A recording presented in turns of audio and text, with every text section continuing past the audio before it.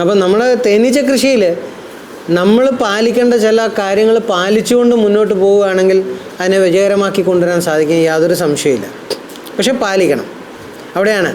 അപ്പം അതിലുള്ള ഒരു വിഷയം എന്താണെന്ന് ചോദിച്ചു കഴിഞ്ഞാൽ ആവശ്യമായ അറിവുകൾ കൃത്യമായിട്ട് കിട്ടുക എന്നുള്ളതാണ്. നമ്മൾ ടൗൺ സാറിന് അറിയാമായിരിക്കും, ഞാനിവിടെ വന്ന് ഇവിടുത്തെ ട്രെയിനിങ് തുടങ്ങിയതിന് ശേഷം ഞാനൊരു ചാനൽ തുടങ്ങുന്നത്. സത്യത്തിൽ എനിക്കൊരു ചാനൽ തുടങ്ങണം എന്നുള്ള ആഗ്രഹത്തിലൊന്നും അല്ലായിരുന്നു. എന്നെ ചിലരൊക്കെ കൂടെ ഒത്തിരി പേര് നിർബന്ധിച്ചു, സാറേ തുടങ്ങുന്ന പറഞ്ഞു. അങ്ങനെ ഞാൻ ഒരു ചാനൽ തുടങ്ങുന്നത്. സത്യത്തിൽ എനിക്ക് തന്നെ അതിശയമാണ്, നല്ലതായിട്ട് ആൾക്കാർ അതിനെ റെസ്പോണ്ട് ചെയ്യുന്നുണ്ട്. ഇന്നലെ ഇല്ലായിരുന്നു, കാരണം എനിക്ക് ഇന്നലെ ഒരു ക്ലാസ് നമ്മുടെ RITTCയിലുണ്ടായിരുന്നു. അപ്പം സംസാരം എല്ലാം കഴിഞ്ഞ് ഞങ്ങൾ വീട്ടിൽ ചെന്ന് യാത്രയും കഴിഞ്ഞ് ചെന്നപ്പോൾ വയ്യ. അപ്പോൾ ഇന്നും നടക്കത്തില്ല, നാളെ ഉണ്ട് ഉറപ്പായിട്ടും. അതിൽ നമ്മൾ സയൻറ്റിഫിക്കായിട്ടുള്ള കാര്യങ്ങൾ വെച്ചാണ് നമ്മൾ പഠിപ്പിക്കുന്നത്. ഒരുപക്ഷെ തേനീച്ച വളർത്തിക്കൊണ്ടിരിക്കുന്ന ചില ആൾക്കാർക്കൊക്കെ അതൊരു ആരോഗ്യമായിട്ട് തോന്നാൻ സാധ്യതയുണ്ട്. കാരണം ഇത്രയൊക്കെ നമ്മൾ അറിയണോ, ഇത്രയൊക്കെ ആഴത്തിൽ പോകണമെന്നൊക്കെ ചിന്തിക്കാറുണ്ട്. പക്ഷേ നമ്മൾ അറിഞ്ഞിരിക്കുന്നത് എപ്പോഴും നല്ലതായിരിക്കും, ഒരു അറിവെന്ന് പറയുന്നത് എപ്പോഴും നല്ലതാണ്. അപ്പോൾ അതുകൊണ്ട് തന്നെ ഒത്തിരി ആൾക്കാർ പറയുന്നുണ്ട്, ഒത്തിരി സന്തോഷമുണ്ട് എന്ന് പറയുന്നുണ്ട്, ഒത്തിരി പുതിയ പുതിയ കാര്യങ്ങൾ അറിയാൻ പറ്റുന്നു എന്നുള്ളത് പറയുന്നുണ്ട്. അപ്പം നമ്മൾ നമ്മുടെ ക്ലാസ്സിൽ പങ്കെടുത്ത സാറിനൊക്കെ അറിയാം, നമ്മൾ തേനീച്ചയുടെ നൃത്തത്തെ കുറിച്ച് പറഞ്ഞപ്പോഴേ ഇതുവരെയുള്ള നമ്മുടെ തേനീച്ച കർഷകർക്കറിയാം എത്ര നൃത്തമുണ്ട്. അവരുടെ ഭാഷയാണ് നൃത്തം എന്ന് പറയുന്നത്. ആശയവിനിമയത്തിന് വേണ്ടി അവർ നൃത്തം ചെയ്യുന്നത്. എത്ര നൃത്തമുണ്ട് അറിയാവോ? നേരത്തെ എത്ര അറിഞ്ഞിരുന്നത് സാറ്? 3, 4, 10 ഉണ്ട് എന്ന് പറയുമ്പം അതിശയമാണ്. സത്യം പറഞ്ഞാൽ ഞാനും പഠിക്കാൻ പോയപ്പോൾ ഇതിനെക്കുറിച്ച് ആഴത്തിൽ പഠിച്ചപ്പോഴേ 10 നൃത്തം ഉണ്ടെന്ന് പോലും അറിയുന്നത്. അതൊക്കെ ഓരോന്നും ഓരോ ആശയവിനിമയമാണെന്ന് പോലും നമ്മൾ അറിയുന്ന അപ്പോഴാണ്. അപ്പം എന്ന് പറയുന്ന പോലെ ഈ തേനീച്ച വളർത്തലിൻ്റെ ചെറിയ തേനീച്ചക്കൂട്ടിലെ ചെറിയ അനക്കങ്ങൾ പോലും നമ്മൾ സൂക്ഷ്മമായിട്ട് നിരീക്ഷിക്കേണ്ടിയിരിക്കുന്നു എന്നുള്ളതാണ്. എങ്കിലേ നമുക്ക് ആ കൂടിനെക്കുറിച്ച് കൃത്യമായി അറിയാൻ പറ്റുമോ. നമ്മുടെ കൂടിന് ഇപ്പം ചില ആൾക്കാർ ചോദിക്കുന്ന ഒരു ചോദ്യമുണ്ട്, സാറേ തേനീച്ചക്കൂടിൻ്റെ വാതിലിൽ പോയി നോക്കുമ്പം അതിൽ റാണി ഉണ്ടോ ഇല്ലയോ എന്ന് എങ്ങനെ അറിയാൻ പറ്റും? ചിലർ ചോദിക്കുന്നൊരു ചോദ്യമാണ്. അവർക്കതിന് ഉത്തരവുണ്ട്. കാരണം എന്താ പറയുക, അവർ സ്ഥിരമായി അതിനെ നിരീക്ഷിക്കുന്നു. ആ നിരീക്ഷണത്തിൽ കൂടെ അവരത് കണ്ടെത്തി വെച്ചിട്ടുണ്ട്. അതുകൊണ്ട് എന്താണെന്ന് ചോദിച്ചു കഴിഞ്ഞാൽ അവരുടെ കൂടിനെ സംബന്ധിച്ചിടത്തോളം വലിയ പ്രശ്നങ്ങളൊന്നുമില്ല. കാരണം അവർക്കറിയാം ആ കൂടിനെ ദൂരെ നോക്കുമ്പോഴേ ആ കൂട്ടിൽ എന്താണ് സംഭവിക്കാൻ പോകുന്നത് എന്നറിയാൻ പറ്റും. നമ്മുടെ ആ ഗ്രൂപ്പിൽ സാറൊക്കെയുള്ള നമ്മുടെ ആ യൂട്യൂബിൻ്റെ ആ ചാനലിനകത്ത് വരുന്ന പിന്നെ ലൈവായിട്ട് വരുന്ന കൂട്ടത്തിൽ ഒരു ഷേർലി ചേച്ചി എന്ന് പറയുന്നൊരു ചേച്ചിയുണ്ട്. ഞാൻ ഇടയ്ക്കിടയ്ക്ക് ഷേർലി ചേച്ചി എന്ന് പറയാറ്. പുള്ളിക്കാരി അടൂരുള്ള ഒരു കർഷകയാണ്. 3-4 വർഷമായിട്ട് വളർത്തുന്നുണ്ട്. എന്താ പ്രശ്നമെന്ന് ചോദിച്ചു കഴിഞ്ഞാൽ എവിടെയെങ്കിലും എന്തെങ്കിലുമൊക്കെ കേൾക്കുന്ന തന്നെ അപ്പോൾ തന്നെ അത് പുള്ളിക്കാരി എടുത്ത് അപ്ലൈ ചെയ്യും, കൂട്ടിലേക്ക് അത് പരീക്ഷിച്ചു പോകും. അതുകൊണ്ട് എന്ത് പറ്റുമെന്നറിയോ, 25ഓളം കൂടുണ്ട്, അതിൽ 5 കൂട് പോലും നിരവായിട്ടില്ല. അപ്പം കഴിഞ്ഞ വർഷത്തെ കൂടുകളെല്ലാം ആകെ പ്രശ്നമായിട്ട് ഇങ്ങനെ ഇരിക്കുമ്പോൾ എന്നോട് ചോദിച്ചു, സാറേ ഞാൻ 5 കൂടുകൂടെ പുതിയതായിട്ട് മേടിക്കാൻ പോവാം. അപ്പം ഞാൻ പറഞ്ഞാൽ ശരി, നല്ല കാര്യം. അങ്ങനെ 5 കൂട് എവിടുന്നോ മേടിച്ചുകൊണ്ട് വെച്ചു. കൂട് നിറയാറായി ഏകദേശം. അപ്പം എന്നോട് പറഞ്ഞ് കൂട് നിറയാറായപ്പോഴേ മുകളിലേക്ക് കെട്ടിക്കൊടുക്കാറായോ എന്നൊരു ചോദ്യം വന്നു. ഞാനപ്പോൾ ഈ ഷേർലി ചേച്ചിയോട് തിരിച്ചൊരു ചോദ്യം ചോദിച്ചത്, ഈ തേനീച്ചപ്പെട്ടിയിൽ തീറ്റ കൊടുക്കാനായിട്ട് തുറന്ന് നോക്കിയപ്പോഴേ എന്താ കാണുന്നത് എന്ന് ഞാൻ ചോദിച്ചു. അപ്പോൾ പറഞ്ഞത് ബ്രൂഡ് ചേമ്പറിൻ്റെ മുകളിൽ നിന്ന് മുകളിലേക്ക് ചെറുതായിട്ട് ഇങ്ങനെ കെട്ടിക്കൊണ്ട് വരുന്നുണ്ട്. അത് തേനുള്ളത് കൊണ്ടല്ലേ എന്നൊരു ചോദ്യം പുള്ളിക്കാരി തിരിച്ചെന്നോട് ചോദിച്ചു. അതെ, ആ പ്രദേശത്ത് തേനിൻ്റെ വരവ് തുടങ്ങി എന്ന് അതും അറിയിക്കുന്ന ഒരു സിഗ്നലാണ് ഈ മുകളിലേക്ക് കെട്ടാൻ തുടങ്ങുന്നത്. ഇത് അപ്പം ഞാൻ പറഞ്ഞു മുകളിലേക്ക് കെട്ടാൻ സമയമായി എന്ന് പറഞ്ഞു. അപ്പോൾ പുള്ളിക്കാരി പറഞ്ഞു, അതെ സാറേ ഞാനൊരു ചെറിയ കാര്യം ചെയ്തായിരുന്നു. ചില ഗ്രൂപ്പിലൊക്കെ ചിലർ പറയുന്നത് കേട്ടിട്ട് ഞാൻ എൻ്റെ ബ്രൂഡ് ചേമ്പറിൻ്റെ മുകളിലൊരു സൂപ്പർ ചേമ്പർ എടുത്ത് വെച്ചു. ആ സൂപ്പർ ചേമ്പറിൻ്റെ മുകളിൽ വീണ്ടും ഒരു ബ്രൂഡ് ചേമ്പർ എടുത്ത് വെച്ചു. എന്നിട്ട് താഴത്തെ ബ്രൂഡ് ചേമ്പറിൽ നിന്ന് ഒരടയെടുത്ത് ഞാൻ മേളി വെച്ചിട്ടുണ്ട്. അതിനകത്ത് മറ്റ് കാര്യമൊന്നും റാണിസെല്ലും ഒന്നും കെട്ടുന്നില്ല. പക്ഷേ അതിന് ശേഷം ഈ 5ാമത്തെ അട കഴിഞ്ഞ് 6ാമത്തെ അടയും കിട്ടുന്നില്ല, മുകളിലത്തെ ഇതിനകത്ത് റാണിസെല്ലും കിട്ടുന്നില്ല. ഇങ്ങനെ ഒരു വല്ലാത്തൊരു രംഗമാണല്ലോ കാണുന്നത് എന്ന് പറയും. നിങ്ങളൊന്ന് ആലോചിച്ച് നോക്കിയേ, എന്താ അതുകൊണ്ടുള്ള അങ്ങനെ ഒരു കാര്യം ചെയ്തതിൻ്റെ ഉദ്ദേശം എന്തായിരിക്കും? അപ്പം ആരോ പറയുന്ന കേട്ട് ശാസ്ത്രീയമായുള്ള ഒരു രീതിയിൽ നിന്ന് മാറിപ്പോയി എന്നുള്ളതാണ് എന്നെ ചിന്തിക്കേണ്ട ഒരു കാര്യം. എന്നിട്ട് കഴിഞ്ഞ ദിവസം വീണ്ടും ഇതേ ആൾ തന്നെ എനിക്കൊരു ഫോട്ടോ ഇട്ടു. ഞാൻ നിങ്ങളെ പിന്നീട് കാണിച്ചു തരാം. താഴത്തെ അറയിൽ 5 എണ്ണം ഉണ്ടായിരുന്നു. ആ 5 എണ്ണത്തിനകത്ത് മുട്ടയിടുന്നുണ്ട്, വിരിയുന്നില്ല, സമാധിയില്ല, ആകെ ഒരു വല്ലാത്തൊരു കണ്ടീഷൻ. അപ്പം ഞാൻ എന്ത് ചെയ്തതെന്ന് വെച്ചാൽ മുകളിലിരുന്ന സമാധിയായിട്ടുള്ള അടയെടുത്ത് വീണ്ടും താഴെ ഇട്ട് കൊടുത്തു. ആ പുള്ളിക്കാരി എന്നോട് പറഞ്ഞാൽ ഇനി ഞാനതിൽ സമാധി ഇല്ലാത്ത അടയെന്ന് പറഞ്ഞെടുത്ത് മുറിച്ച് മുകളിൽ കെട്ടട്ടെ എന്നോട് ചോദിച്ചു. ഞാനതിന് മറുപടിയായിട്ട് പറഞ്ഞു, ഒന്നും ചെയ്യണ്ട, ആ പെട്ടി അങ്ങനെ തന്നെ അടച്ചവിടെ ദൂരെ മാറ്റി അവിടെ വെച്ചേര്. ഇനി മാറ്റുന്നില്ലയോ, തൊടുകയോ വേണ്ട, അവിടെ ഇരുന്നുണ്ട്, കാരണം ആ പെട്ടിക്ക് രോഗമാണ് എന്ന് ഞാൻ പറഞ്ഞു. ഇന്ന് രാവിലെ എനിക്ക് മെസ്സേജ് ഇട്ടിട്ടുണ്ട്, സാറേ എൻ്റെ ആ പെട്ടിക്കകത്ത് ഈച്ച മുഴുവൻ പറന്നുപോയി. ബാക്കി 4 പെട്ടിയിലും ഒരു കുഴപ്പമില്ല. ആ 4 പെട്ടിയിൽ ഇതുപോലെ ഒരു അടയെടുത്ത് മുകളിൽ വെക്കാനും പോയില്ല. എന്തിനത് ചെയ്തതെന്ന് ചോദിച്ചാൽ അവർക്കും അറിയത്തില്ല. അപ്പോഴെന്നോട് പറഞ്ഞാൽ കഴിഞ്ഞ വർഷം എനിക്ക് 25 പെട്ടിയോളം ഉണ്ടായിരുന്നു. ഇതുപോലെ ഓരോരുത്തർ പറയും, ഞാൻ ഓരോന്ന് കേൾക്കും, അവസാനം പോയി. ഒരു തുള്ളി തേനെടുക്കാനും പറ്റിയില്ല. ഒന്ന് ആലോചിച്ച് നോക്കി. അപ്പം ശാസ്ത്രീയമായ പഠനം വളരെ അത്യാവശ്യമാണ്. ഞാൻ പണ്ടും നേരത്തെ ഒരു ക്ലാസ്സിൽ ഇവിടെ വന്നപ്പോഴും ഞാൻ പറഞ്ഞു, അത് ഞാൻ പഠിപ്പിക്കുന്നതാണെന്ന് നിർബന്ധമില്ല, രഘുനാഥ് സാർ പഠിപ്പിക്കണമെന്നില്ല, നോബൽ സാർ പഠിപ്പിക്കണമെന്നില്ല, ആരെങ്കിലും ആയിക്കോട്ടെ, ഒന്നും വേണ്ട. നല്ലതായി ചെയ്യുന്ന ഒരു തേനീച്ച കർഷകൻ്റെ അടുക്ക പോയി ഒരു 2 ദിവസം ശ്രദ്ധിച്ച് നോക്കിയാൽ തന്നെ ഒത്തിരിയും കാര്യങ്ങൾ നമുക്ക് പഠിക്കാൻ പറ്റും. നമ്മുടെ ക്ലാസ്സിൽ തന്നെ അറിവുള്ള ഒത്തിരിയും പേരിരിപ്പുണ്ട്, ഇല്ലേ? അറിയാൻ വയ്യെങ്കിൽ അവരുടെ ഫോൺ നമ്പർ ഉണ്ടെങ്കിൽ ഒന്ന് വിളിച്ച് ചോദിച്ച് കാര്യങ്ങൾ മനസ്സിലാക്കി ചെയ്യുന്നത്. ഇതിന് വേറെ എന്താണെന്നറിയാം, എവിടെയൊക്കെയോ എന്തോ കേൾക്കുന്നു, കാണുന്നതൊക്കെ. പ്രത്യേകിച്ച് ഞാൻ എന്നെ ഉൾപ്പെടെ പറയാം, യൂട്യൂബിൽ കണ്ടിട്ട് എന്ത് വേണേലും അങ്ങ് ഇത് അങ്ങനെ ആയിരിക്കും എന്നുള്ള ചിന്തയിൽ അങ്ങ് ചെയ്യുന്നു. അങ്ങനെ അല്ല.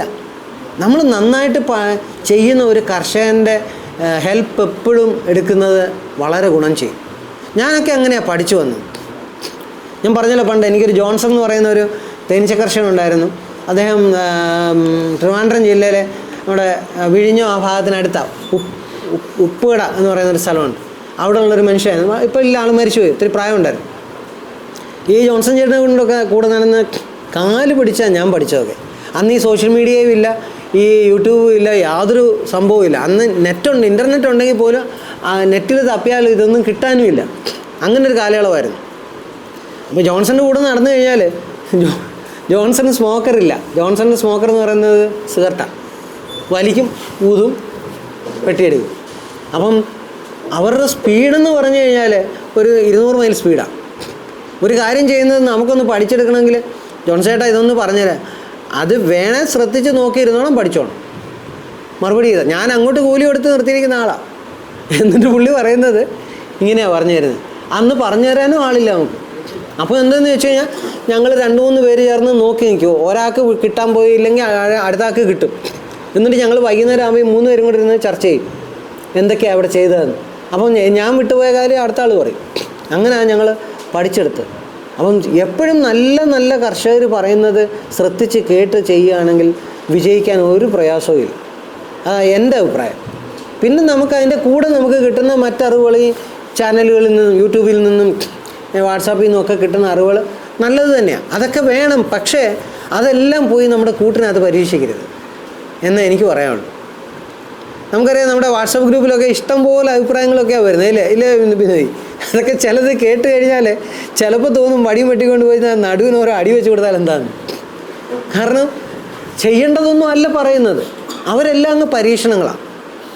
അപ്പം നമ്മൾ എന്തായിരുന്നാലും ആ പരീക്ഷണമൊക്കെ നമ്മുടെ മനസ്സിലിട്ടേ നടത്താവും, നമ്മുടെ പെട്ടിക്കകത്ത് കാണിക്കരുത്. അവിടെ നമ്മൾ ചിട്ടയായ കാര്യങ്ങളെ ചെയ്യാവൂ.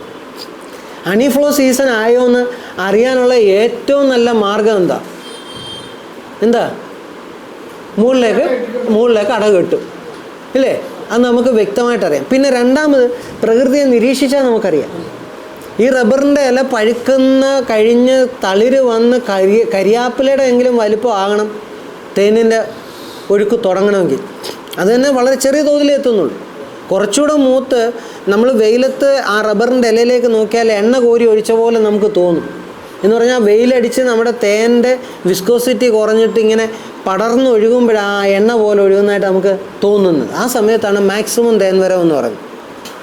നമുക്കറിയാം, തേൻ ഉൽപ്പാദന കാലമായി കഴിഞ്ഞാൽ നമുക്ക് മാക്സിമം തേൻ കിട്ടണമെങ്കിൽ തേൻ സംഭരിക്കാൻ പറ്റിയ തേനീച്ചകൾ എവിടെ ഉണ്ടാകണം?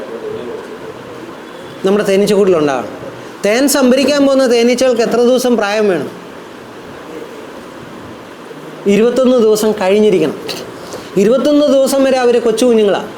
അപ്പോൾ 21 ദിവസം കഴിഞ്ഞ് ഫോറേജ് ബീസ് ധാരാളം നമ്മുടെ കൂട്ടിലുണ്ടെങ്കിൽ മാത്രമേ നമുക്ക് തേൻ ധാരാളമായിട്ട് കിട്ടത്തുള്ളൂ.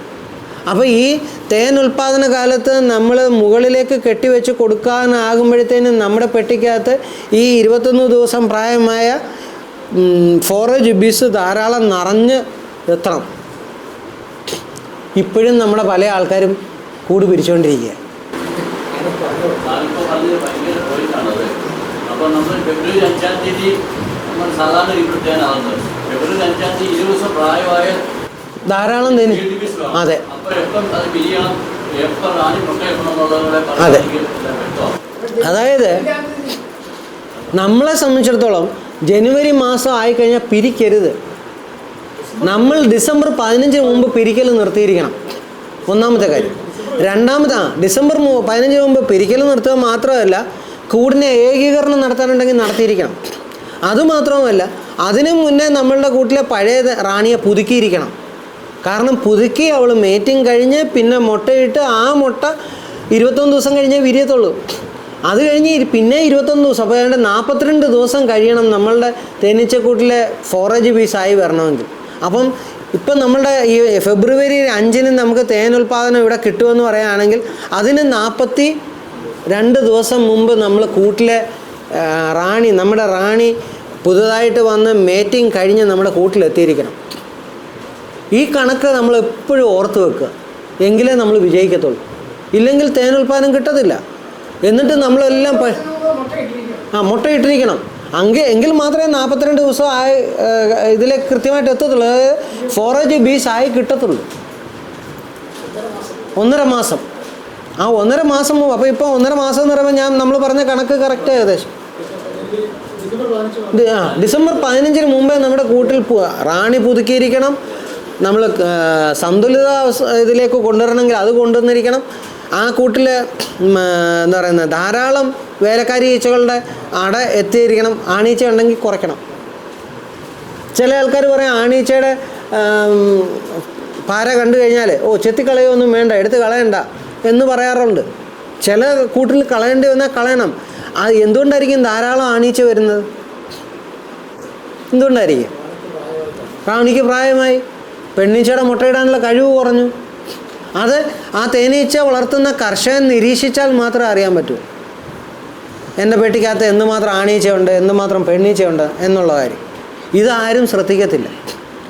ഈ കാര്യങ്ങളൊക്കെ ശ്രദ്ധിച്ചാൽ മാത്രമേ നമ്മുടെ തേനീച്ചക്കൂട് നന്നായിട്ട് പോകത്തുള്ളൂ. ഇനി മറ്റൊരു കാര്യം കൂടെ ഉണ്ട്.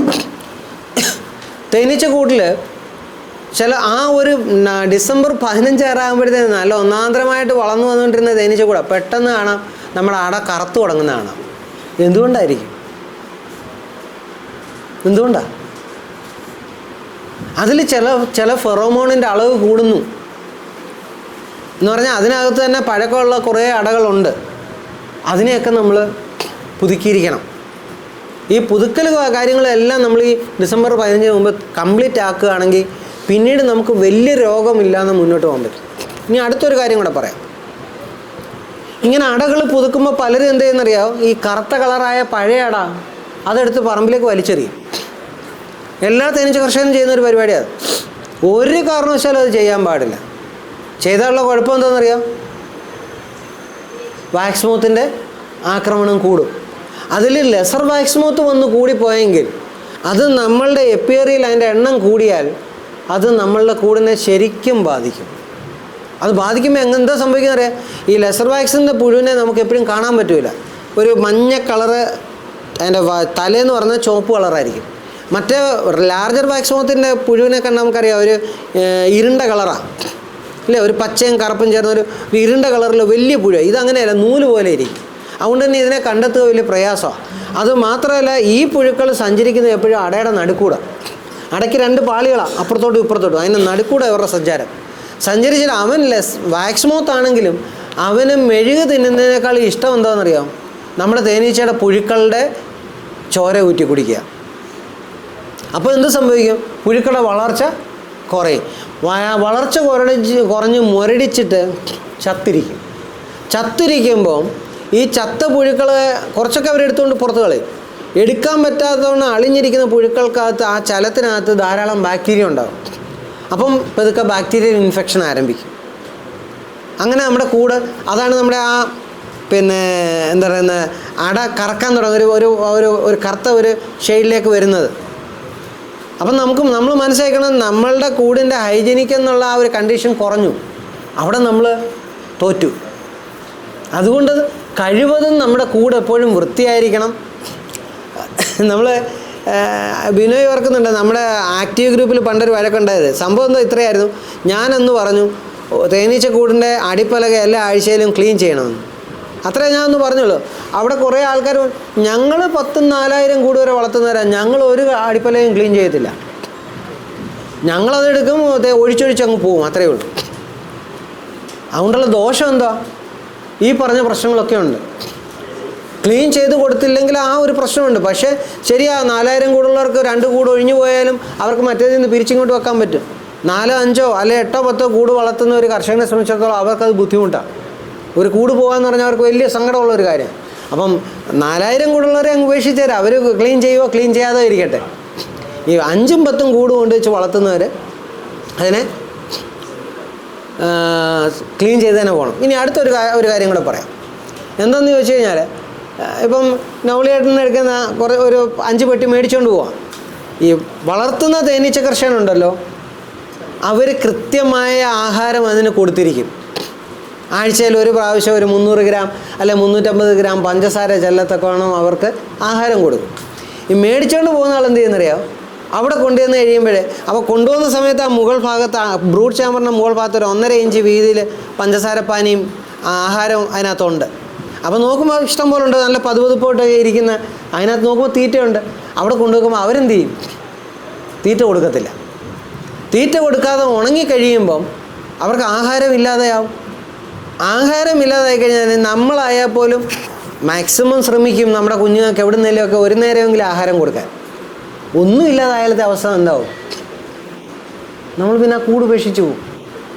ആ കൂടെന്നല്ല, ആ പ്രദേശമേ ഉപേക്ഷിച്ച് പോകും. നമുക്ക് അങ്ങനെയാണല്ലോ പണ്ട് നമ്മുടെ ഇവിടെയുള്ള പലരും ഇവിടുന്ന് കണ്ണൂരേക്കും കാസർഗോഡേക്കൊക്കെ കുടിയേറിയത്. കാരണം ജീവിക്കാനുള്ള മാർഗത്തിന് വേണ്ടി എന്ന് പറയുന്ന പോലെ. എന്നിട്ട് പഴി മുഴുവൻ ആർക്കാണെന്നറിയാം? കൊടുത്താർക്ക്. തെറ്റ് നമ്മുടെ ഭാഗത്ത്. അപ്പം നമ്മൾ സെപ്റ്റംബർ മാസം മുതൽ 1:1 എന്ന് പറഞ്ഞ തോതിൽ തീറ്റ കൊടുത്ത് അതിനകത്തെ സ്ട്രെങ്ത് നന്നാക്കി നിർത്തി തന്നെ കൊണ്ടുപോകണം.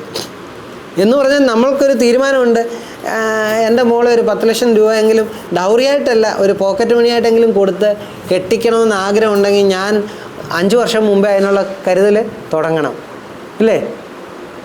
അല്ലെങ്കിൽ ഒരു വീട് വെക്കണം എന്നാഗ്രഹം ഉണ്ടെങ്കിൽ അതിനുള്ള പൈസ നമ്മൾ സ്വരൂപിക്കാൻ തുടങ്ങും. എന്ന് പറഞ്ഞാൽ അതിന് വേണ്ട കാര്യങ്ങൾ കൂട്ടിവെക്കും.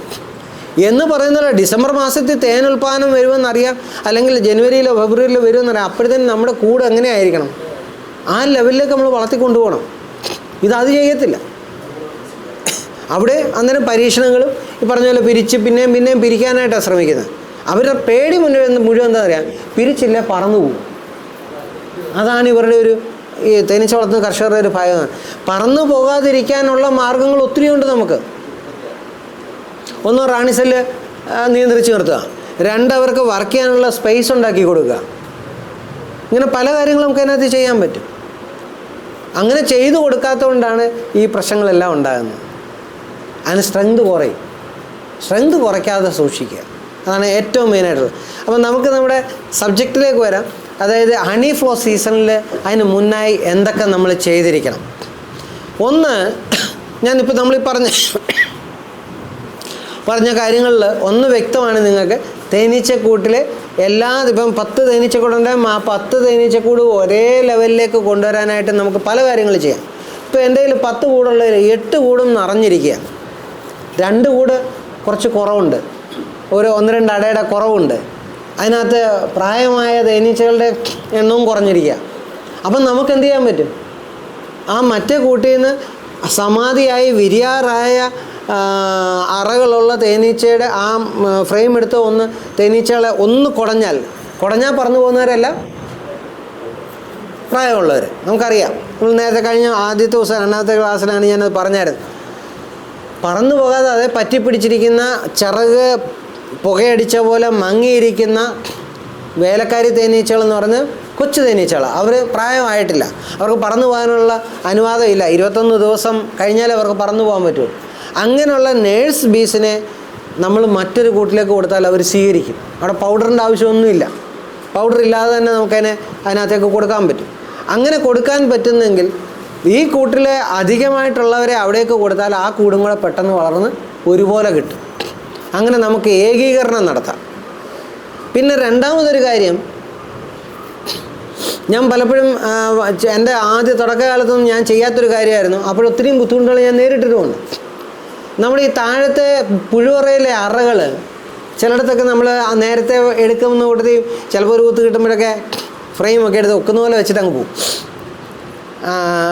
എങ്ങനെയെങ്കിലും കുത്ത് കിട്ടാതെ രക്ഷപ്പെടാൻ വേണ്ടിയിട്ട് എങ്ങനെയും വെച്ചിട്ട് അങ്ങ് പോവുകയായിരുന്നു. അപ്പോൾ എന്നൊരു ബീ സ്പേസിന് വ്യത്യാസം വരും. ഈ ബീ സ്പേസ് വ്യത്യാസം വരുമ്പം അവിടെ ചിലപ്പോൾ അതിൻ്റെ ഇടയ്ക്കൊരു അട കെട്ടിയെന്ന് വരാം, ചിലപ്പോൾ ഇച്ചിരി വളച്ച് കെട്ടിയെന്ന് വരാം, ചിലപ്പോൾ തമ്മി കൂട്ടി കെട്ടിയെന്ന് വരാം. അതുമാത്രമല്ല, ഈ കെട്ടുമ്പോൾ തന്നെ ഫ്രെയിമിൽ അങ്ങോട്ടും ഇങ്ങോട്ടൊക്കെ ചരിച്ച് കെട്ടിയെന്ന് വരാം. അങ്ങനെ ഉണ്ടെങ്കിൽ അതിനെയെല്ലാം നമ്മൾ എന്ത് ചെയ്യണം, ഒന്ന് ക്രമീകരിക്കണം. നമ്മൾ പൊട്ടിച്ച് വെച്ചിട്ടുണ്ടെങ്കിൽ ഒന്ന് മുറിച്ച് വിട്ട് കൊടുക്കുക, കൈ കൊണ്ടൊന്ന് പെതുക്കെ ഒന്ന് തള്ളി നേരെയാക്കി കറക്റ്റാക്കി വെച്ച് കൊടുക്കുക. അത് നമ്മൾ ഈ തേനെടുപ്പിന് മുമ്പേ കൃത്യമായിട്ട് ചെയ്തിരിക്കണം. അത് തേനറയിലായാലും നമ്മൾ എപ്പോഴും നമ്മളുടെ ആ അടയൊന്ന് ക്ലിയർ ചെയ്ത് വെച്ച് കൊടുക്കണം. എന്ന് പറഞ്ഞാൽ ലെവലിന് എന്താണെന്ന് ചോദിച്ചു കഴിഞ്ഞാൽ എങ്കിൽ മാത്രമേ നമുക്ക് എക്സ്ട്രാക്റ്റ് ചെയ്യാൻ എളുപ്പമാകത്തുള്ളൂ. അപ്പോൾ ആ വക കാര്യങ്ങളൊക്കെ നമ്മൾ ഈ പറഞ്ഞ തേൻ എടുക്കുന്നതിന് മുമ്പ് ക്ലിയർ ചെയ്തിരിക്കണം. ഒരു ജനുവരി 15 ആകുമ്പോഴത്തേനും നമ്മുടെ പെട്ടി തുറന്ന് നോക്കിയാൽ കാണാനൊരു ഐശ്വര്യമുള്ള പരുവത്തിലേക്ക് എത്തണം. എന്ന് പറഞ്ഞാൽ അടയൊക്കെ ചരിഞ്ഞിരിക്കണം, അതൊക്കെ ഒന്ന് നേരെയാക്കി ലെവലിനാക്കി വിടണം. അതിനകത്ത് ഒത്തിരിയും കാര്യങ്ങളുണ്ട്. അതിൻ്റെ കാരണം എന്താണെന്ന് ചോദിച്ചാൽ, ഒന്ന് സുഗമമായിട്ട് തേനീച്ചകൾക്ക് കയറി ഇറങ്ങാൻ സാധിക്കണം. ഏത് അടയുടെ ഇടയിൽ കൂടെ ആയാലും അവർക്ക് മുകളിലേക്ക് പോകാനും താഴേക്ക് വരാനുമുള്ള ഒരു സൗകര്യം ചെയ്തു കൊടുത്തിരിക്കണം. അത് വളരെ നിർബന്ധമായിട്ട് നമ്മൾ ചെയ്യേണ്ട ഒരു കാര്യമാണ്. അപ്പം നമുക്കറിയാം, ഹണി ഫ്ലോ സീസൺ തുടങ്ങിക്കഴിഞ്ഞാൽ പിന്നെ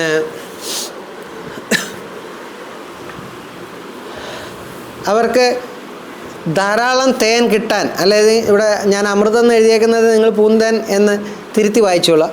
പൂന്തേൻ ധാരാളമായിട്ട് കിട്ടുന്ന സമയം അതാണ്. ആ എന്ന് പറഞ്ഞാൽ പിന്നെ അമൃതിൻ്റെ പ്രവാഹം എന്ന് പറയുന്നത് നമുക്ക് ഒന്നിലധികം സ്രോതസ്സുകളുള്ള സമയത്തിനെ നമ്മൾ ഈ തേൻ ഉൽപ്പാദന കാലം എന്ന് പറയുന്നത്.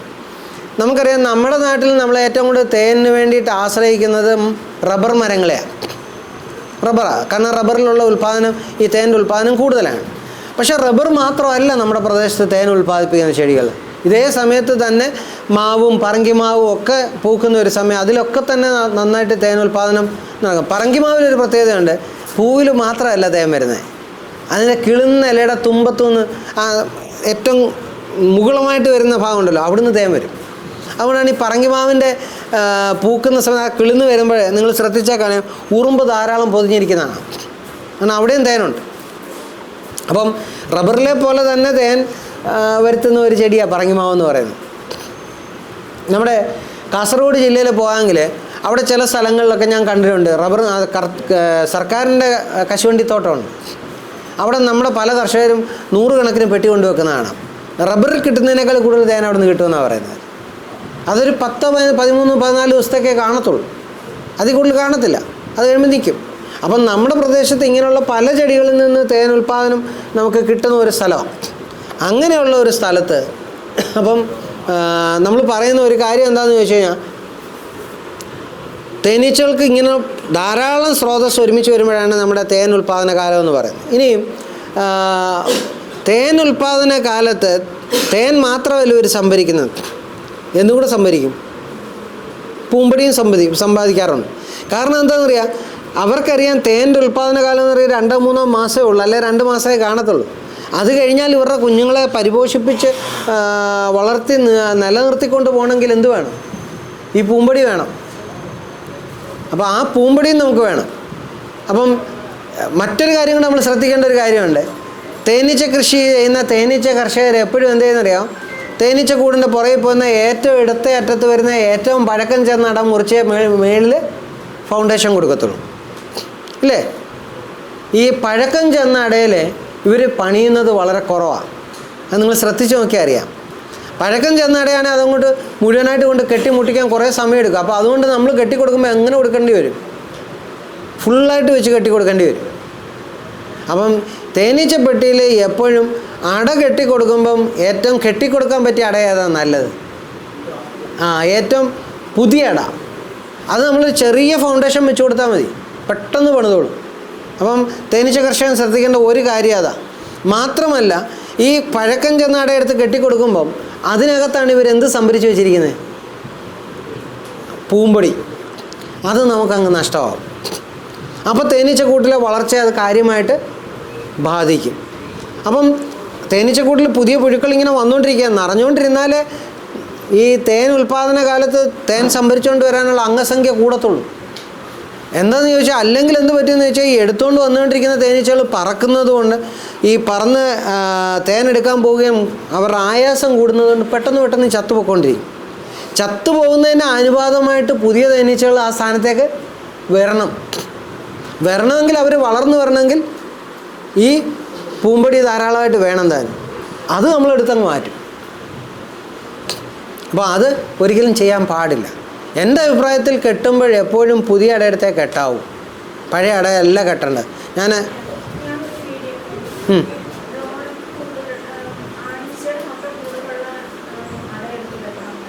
തീർച്ചയായിട്ടും അത് എന്താ കാര്യം എന്നറിയാം. ഒന്ന്, നമ്മളെ സംബന്ധിച്ചിടത്തോളം നമ്മുടെ തേനീച്ചക്കൂട്ടിൽ ആണീച്ചകളുടെ എണ്ണം വളരെ പരിമിതമായിട്ട് മതി. കാരണം മേറ്റിങ്ങിനുള്ള സമയമൊക്കെ കഴിഞ്ഞു, ഉൽപ്പാദന കാലം ആകുമ്പോഴത്തേന്. പിന്നെ ഇവരാകെ തേനീച്ചക്കൂട്ടിൽ അവർ സഹായിക്കുന്നതെന്ന് പറഞ്ഞാൽ ചിറക് വീശി കാറ്റുണ്ടാക്കാൻ മാത്രമേ അവരെ കൊണ്ട് പറ്റത്തുള്ളൂ. അവർക്ക് തേൻ സംഭരിക്കാനുള്ള തുമ്പിക്കൈയില്ല, തേൻ പ്രോസസ്സ് ചെയ്യാനുള്ള ക്രോപ്പ് എന്ന് പറയുന്ന തേൻ ഉദരവില്ല. പിന്നെ അവരെന്ത് ചെയ്യാനാ? കുത്താനാണ് കൊമ്പുമില്ല. അപ്പോൾ പിന്നെ ആകെ കൂട്ടിനകത്തിരുന്ന് ചിറക് വീശി കാറ്റുണ്ടാക്കാമെന്നുള്ളതല്ലാതെ അവരെ കൊണ്ട് കാര്യമൊന്നുമില്ല.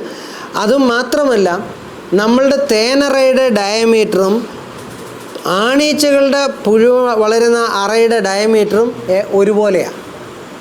അപ്പം ധാരാളം ആണീച്ചകളുടെ പുഴുക്കളുള്ള അല്ലെങ്കിൽ സമാധിയുള്ള അടയെടുത്ത് കെട്ടിക്കൊടുക്കുകയാണെങ്കിൽ അതിനകത്ത് തേൻ നിറയ്ക്കാൻ അവർ കൂടുതൽ ഉത്സാഹം കാണിക്കും. എൻ്റെ ഒരു അഭിപ്രായം കൂടെ പറയുമ്പം, സമാധി ആകുന്നതിന് മുമ്പേ എന്ത് ചെയ്യണം? കെട്ടിക്കൊടുക്കണം. സമാധി ആയിക്കഴിഞ്ഞാൽ, നമ്മൾ ചെത്തിക്കഴിഞ്ഞാൽ അതിനകത്ത് നമ്മൾ വെള്ളം തളിച്ചാലും ആ സമാധിയായിട്ടിരിക്കുന്ന ഈച്ചകളെ പുറത്തേക്ക് എടുക്കാൻ പ്രയാസമാണ്. കുട്ടികളൊന്നും പെട്ടെന്ന് വരത്തില്ല. അങ്ങനെ വരുമ്പോൾ ഇതിനെ ഓരോന്നിനും പെറുക്കിക്കൊണ്ട് കളയേണ്ട ജോലി ആരുടെയാവും? ഈ ഈച്ചയ്ക്കാണ്. അപ്പോൾ അവർക്ക് കൂട്ടിലെ ജോലി എക്സ്ട്രാ കൂട്ടിക്കൊടുക്കുക നമ്മൾ. അവർക്ക് ഈ പുഴുക്കളെ പെറുക്കി കളയാൻ പോകുന്നോ, തേൻ സംഭരിക്കാൻ പോകുന്നോ, കുഞ്ഞുങ്ങളെ നോക്കാൻ പോകുന്നോ, മുട്ടയിടാനുള്ള സൗകര്യം ഒരുക്കാൻ പോകുന്നോ, ഇതെല്ലാം കൂടെ ആകെ പ്രശ്നമാവും. അപ്പോൾ കഴിവതും ചെറിയ പുഴുക്കളായിട്ടിരിക്കുന്നത് തന്നെ ആണീച്ചകളുടെ അറകൾ എന്ന് പറഞ്ഞാൽ നമുക്ക് അറയുടെ വലിപ്പം കൊണ്ട് നമുക്ക് തന്നെ വ്യത്യാസമാവും. ആ അറയെടുത്ത് നമ്മൾ കെട്ടിക്കൊടുക്കുന്ന ഏറ്റവും നല്ലത്. അതുപോലെ ചില ആൾക്കാരെന്ത് ചെയ്യുന്നത് വെച്ച് കഴിഞ്ഞാൽ, ഈ അട മുറിച്ച് കഴിഞ്ഞാൽ അതിലേക്ക് നമ്മൾ വെള്ളം തളിക്കാൻ പറയും. അല്ലെങ്കിൽ പൈപ്പിൽ നിന്ന് വെള്ളം, ചിലർ ആ പൈപ്പിൻ്റെ കീഴിലോട്ട് തന്നെ കൊണ്ടങ്ങ് പിടിച്ച് കഴിയുമ്പോൾ കുത്തി വെള്ളം വീണ് കഴിയുമ്പോൾ ഈ അടയെല്ലാം അങ്ങ് പൊട്ടി വല്ലാതെയാവും. പിന്നെ അതിനെ മെയിൻ്റനൻസ് നടത്തി തിരിച്ചു കൊണ്ടുവരണമെങ്കിൽ അതിനേക്കാൾ പാടാണ്. അപ്പോൾ അതിന് ഏറ്റവും നല്ലത് നമ്മുടെ സ്പ്രേയറുണ്ട്. ഈ സ്പ്രേ ചെയ്യുന്ന ആ സാധനം മേടിക്കാൻ കിട്ടും, 35 രൂപയുള്ളൂ. ഒരു കുപ്പിക്കകത്ത് കുറച്ച് വെള്ളം എടുത്ത് അത് ഇട്ടിട്ട് അത് വെച്ച് നമ്മൾ ഒന്ന് സ്പ്രേ ചെയ്ത് കൊടുക്കാമെങ്കിൽ ആ സ്പ്രേ അങ്ങോട്ട് ശക്തിയായിട്ട് വീഴുമ്പോൾ തെറിച്ചിങ്ങോട്ട് വരും. അട വലുതായിട്ട് കേടായി പോകത്തില്ല. മാത്രമല്ല അധികം വെള്ളം ചെല്ലത്തില്ല. അപ്പം നമുക്ക് കയ്യിലിട്ടൊന്ന് പെതുക്കി ഒന്ന് കൊട്ടിക്കഴിഞ്ഞാൽ അതിനകത്തുള്ള അധിക വെള്ളം അങ്ങ് പോവുകയും ചെയ്യും. ഇല്ലെങ്കിൽ ഇത് തേനീച്ച വലിച്ചെടുത്ത് പുറത്ത് കൊണ്ട് കളയേണ്ടി വരും. അങ്ങനെയുണ്ട് പ്രശ്നം. ഏറ്റവും പ്രോട്ടീൻ ഭയങ്കരമല്ലേ കോഴിക്കും. കോഴിക്കുഞ്ഞുങ്ങളൊക്കെ ഉണ്ടെങ്കിൽ അവർക്ക് മീനിനൊക്കെ കൊടുക്കാൻ ഏറ്റവും നല്ല. ഇനിയും പുഴുവിൻ്റെ സ്റ്റേജിലായിരിക്കുന്നതെങ്കിൽ അതിനെ കഴിക്കാൻ ഇഷ്ടമുള്ളവരാണ് കഴിക്കുന്നതെന്നല്ല. 2 മുട്ടയും കൂടെ പൊട്ടിച്ചൊഴിച്ച് ഇച്ചിരി കുരുമുളക് പൊടിയും ഇട്ട് നല്ല ചീരയാണ്, നമ്മുടെ ഈ ചിക്കുർമാനീസ് എന്ന് പറയുന്ന ചീര, അത് അരിഞ്ഞിടാമെങ്കിൽ നല്ല ടേസ്റ്റാണ്. അതും കൂടെ ഇട്ടൊന്ന് ചിക്കി എടുക്കാമെങ്കിൽ നല്ല ഒന്നാം തരം തോരനായിട്ട് കഴിക്കാം, ഒരു കുഴപ്പമില്ല. കോഴിയിറച്ചി ഉണ്ടെങ്കിൽ പിന്നെന്താ ഇത്, നമ്മൾ കോഴിയിറച്ചി മേടിച്ച് കഴിക്കുന്നില്ലേ? കഴിക്കാം. ഞാൻ പറഞ്ഞില്ല, ഞാൻ പണ്ട് ഈ ഊട്ടിയിൽ ഈ കുന്നൂർ എന്ന് പറയുന്ന സ്ഥലത്ത് ആദിവാസികളുടെ കൂടെ നിന്ന് പഠിക്കാനായിട്ട് പോയ സമയത്ത് അവർ സ്ഥിരം ഒരു ഭക്ഷണമാണ് ആഹാരത്തിനോടുള്ള ഒരു കൂട്ടാനാണ്. ആദ്യമൊക്കെ ഇവരോട് നമ്മൾ ചോദിച്ചാൽ നമുക്ക് തരത്തില്ലായിരുന്നു. അവർ പറയുന്നത് സാറ് ഛർദ്ദിക്കും, പിന്നെ അത് പണിയാണ്, അതുകൊണ്ട് വേണ്ടാന്ന് പറയുമായിരുന്നു. ഞാൻ 1-2 പ്രാവശ്യമൊക്കെ എടുത്ത് കഴിച്ച് കഴിഞ്ഞപ്പോൾ എനിക്കൊരു ഛർദ്ദിലും ഇല്ല, ഒരു കുന്തവും ഇല്ല. പിന്നെ എനിക്ക് ആഹാരം തരുമ്പോൾ ഞാൻ ആദ്യം പറയാതെ എനിക്ക് ആദ്യം തരാൻ പറയും. അങ്ങനെ നമ്മൾ ശീലിച്ചത്. നല്ല ടേസ്റ്റാണ് അത്. അതിനകത്തുള്ള ഗുണം എന്താണെന്ന് വെച്ച് കഴിഞ്ഞാൽ എല്ലാ പുഴുക്കൾക്കും റോയൽ ജെല്ലി കിട്ടുന്നുണ്ട്, അത് നമുക്കും കിട്ടും. അതതിൻ്റെ ഒരു ഗുണമെന്ന് പറയാം. അപ്പോൾ നമ്മുടെ സബ്ജക്റ്റിലേക്ക് തന്നെ തിരിച്ചു വരാം. തേൻ ഉൽപ്പാദന കാലത്ത് നമുക്കറിയാം കോളനിയുടെ ശക്തി അതൊരു വലിയ വിഷയമാണ്. ആ സമയത്ത് വളരെ ശ്രദ്ധിച്ചില്ലെങ്കിൽ കോളനി പിരിഞ്ഞു പോകാനുള്ള സാധ്യതയും വളരെ കൂടുതലാണ്. കാരണം എന്താണെന്നറിയാമോ? നമ്മൾ ക്ഷാമകാലം കഴിഞ്ഞ് വളർച്ചാകാലത്തേക്ക് വരുമ്പോഴും നമുക്ക് അത്ര വലിയ ശ്രദ്ധയില്ലെങ്കിലും പിരിഞ്ഞു പോകത്തില്ല, പെട്ടെന്നൊന്നും പിരിയത്തില്ല. കാരണം അവർക്കറിയാം പ്രകൃതിയിൽ തീറ്റ ലഭ്യത കുറവാണ്. പക്ഷേ ഉൽപ്പാദന കാലത്തിലേക്ക് എത്തുമ്പോൾ അവർക്കറിയാം പ്രകൃതിയിൽ എന്തുണ്ട്, നമ്മൾ തീറ്റ കൊടുത്തില്ലെങ്കിലും ഇഷ്ടം പോലെ തീറ്റ അവിടെ ഉണ്ട്. അപ്പം കോളനിയിലെ ശക്തി നമ്മൾ ശ്രദ്ധിച്ചിരിക്കണം. അവിടെ അവർ പിരിഞ്ഞു പോകാതിരിക്കണമെങ്കിൽ എല്ലാ സമയത്തും ഒരട കാലിയായിരിക്കണം. ശരിയല്ലേ ഞാൻ പറഞ്ഞ? ശരിയല്ലേ സാറേ? ഒരട കാലിയാണ്. ആ ഒരട കാലിയായിട്ടിരുന്നാൽ പോലും അവരെന്ത് കിട്ടും? റാണിസെല്ല് കിട്ടും. ഇനി റാണിസെല്ല് കെട്ടിയൊരു 4 പ്രാവശ്യം റാണിസെല്ല് നമ്മൾ അടത്തിക്കളഞ്ഞു എന്ന് വെച്ചു, 5-ാമത്തെ പ്രാവശ്യം റാണിസെല്ല് കെട്ടാതെ തന്നെ പൊക്കളെ. അങ്ങനെ ഒരു ശീലമുണ്ട്, അങ്ങനെ ഒരു കുഴപ്പം കൂടെ ഉണ്ട്. ആ സമയത്ത് അവർ 6ാമത്തെ അടയുടെ പണി തുടങ്ങിയേച്ചാണ് പാതി പോകുന്നത്. അത് വളരെ ശ്രദ്ധിച്ച് നോക്കിയാൽ നമുക്കത് മനസ്സിലാവും. ആ സമയത്തേക്ക് 6ാമത്തെ അട പപ്പടവട്ടം എത്തുമ്പോൾ ശ്രദ്ധിച്ചിരുന്നില്ലെങ്കിൽ നമുക്ക് പണി തരും. ആ സമയത്ത് നമ്മൾ വീണ്ടും എന്ത് അടത്തിക്കളയണം? ഒന്നിൽ ഈ 6ാമത്തെ അട അടത്തിക്കളയണം, അല്ലെ ഏറ്റവും പുറകിൽ കിടക്കുന്ന അടയിൽ പൂമ്പൊടിയും തേനും ഇല്ല, അല്ലെ പൂമ്പൊടി ഉണ്ട് കുറച്ചുണ്ട്, ബാക്കി ഭാഗം കാലി കിടക്കുകയാണ്, ആ കാലി മാത്രം കട്ട് ചെയ്ത് കളയണം. പൂമ്പൊടിയും ആ തേനും ഇരിക്കുന്ന ഭാഗം നിർത്തിയേച്ച്. ചിലപ്പോൾ അങ്ങും ഇങ്ങുമൊക്കെ 1, 2, 3 സമാധി കാണും. അത് ചിലപ്പോൾ പെണ്ണീച്ചയുടെ ആയാൽ പോലും അതെന്ത് ചെയ്യണം? അങ്ങനെ തന്നെ കട്ട് ചെയ്ത് കളയും. അപ്പോൾ അതിൻ്റെ ബാക്കി പണിയാനായിട്ട് അവർ പോകും. ആ സമയത്ത് അവരുടെ ശ്രദ്ധ അങ്ങോട്ട് തിരിച്ചു വിട്ടാൽ മതി. അതൊക്കെ നമ്മൾ ചെയ്തു കൊടുക്കേണ്ട കാര്യമാണ്. പിന്നെ നമുക്കറിയാം എടുക്കുമ്പോൾ നല്ല അട എടുക്കാനാണ് പറഞ്ഞത്. എൻ്റെ അഭിപ്രായത്തിൽ ഞാൻ എടുക്കുമ്പോൾ ഇതേപോലുള്ള നല്ല അട എടുക്കത്തുള്ളൂ. ധാരാളം പെണ്ണീച്ചയുടെ മുട്ടയാണ്. ആണീച്ചയുടെ മുട്ട കിട്ടുമെങ്കിൽ അതെടുത്ത് വെക്കും, ആ അട എടുത്ത് വെക്കും. ഇല്ലെങ്കിൽ ഞാൻ ഇതുപോലുള്ള നല്ല സ്ട്രോങ് അട തന്നെ എടുത്ത് വെക്കും. അപ്പം എടുത്ത് വെക്കുമ്പം നമ്മുടെ തേൻ ഉൽപ്പാദന കാലത്തിനൊരു 2-3 ആഴ്ചയ്ക്ക് മുമ്പേ ഞാൻ ഈ സംഭവം ചെയ്തു തുടങ്ങും. അപ്പോൾ എന്താ ഗുണമെന്ന് വെച്ച് കഴിഞ്ഞാൽ ഇതിനകത്തിരിക്കുന്ന ഈച്ചകൾ വിരിഞ്ഞ് അവരും കൂടെ താഴേക്ക് ഇറങ്ങി വരും. അപ്പോൾ ഇങ്ങനെയുള്ള അടയെടുത്ത് വെച്ച് കെട്ടിക്കൊടുക്കുമ്പോൾ പെട്ടെന്ന് വളർത്തത്തില്ല മുകളിലേക്ക്. ഈ ഈച്ചകൾ ഏകദേശം ഒന്ന് വിരിഞ്ഞിറങ്ങിക്കഴിയുമ്പോഴേ അവർ ബാക്കി പണിയത്തുള്ളൂ, അല്ലേ? ശരിയല്ലേ? അപ്പം ആ സമയത്ത് ഞാൻ ഈ അട എങ്ങനെയാണ് വെക്കുന്നതെന്ന് അറിയാം. ഫൗണ്ടേഷനായിട്ട് മുകളിൽ വെച്ചിരിക്കുന്നത് എങ്ങനെയാണോ താഴെ ഇരുന്നത് അതേപോലെ തന്നെ വെച്ച് കൊടുക്കുന്നത്. ഞാനന്നേരം തിരിച്ച് കെട്ടത്തില്ല. ഞാനത് പരീക്ഷിച്ച് അറിഞ്ഞൊരു കാര്യമാണ്. തിരിച്ച് കെട്ടിയാൽ അതിൽ നിന്നിറങ്ങുന്ന വേലക്കാരി ഈച്ചകൾക്ക് ആരോഗ്യ പ്രശ്നങ്ങളുണ്ട്. അതുകൊണ്ട് നമ്മൾ എങ്ങനെയാണോ താഴെ ഇരിക്കുന്നത് അതുപോലെ തന്നെ മുകളിൽ വെച്ച് കൊടുക്കണം. ഏകദേശം ഒരു 90% അതിനകത്ത് ഈച്ചകളും താഴെ ഇറങ്ങിയെന്ന് കണ്ടു കഴിഞ്ഞാൽ അന്നേരം അതിനെ മുറിച്ചിട്ട് തിരിച്ചു പോകും. നമ്മൾ എടുത്തു വെക്കുന്ന അടയ്ക്കകത്ത് അധികം സമാധിയില്ല, പുഴുക്കളും ഇല്ല എന്ന് വിചാരിക്കാം. അതിനെ കെട്ടുമ്പോൾ എങ്ങനെ വെക്കണം? നേരെ തിരിച്ച് കെട്ടണം. താഴോട്ടിരുന്നതിനെ മുകളിൽ തിരിച്ച് വെക്കണം. എന്താ, അട മുറിച്ച് കഴിഞ്ഞാൽ നമുക്ക് തന്നെ വ്യക്തമായിട്ട് കാണാം. താഴോട്ടിരിക്കുന്ന അടയിലാണെങ്കിൽ ആ അടയുടെ എല്ലാം ചരിവ് താഴോട്ടാണ്. അപ്പോൾ അതിനകത്ത് തേൻ കൊണ്ടുവച്ചാൽ അങ്ങോട്ട് പോരും, ഒഴുകി താഴോട്ട് പോകും.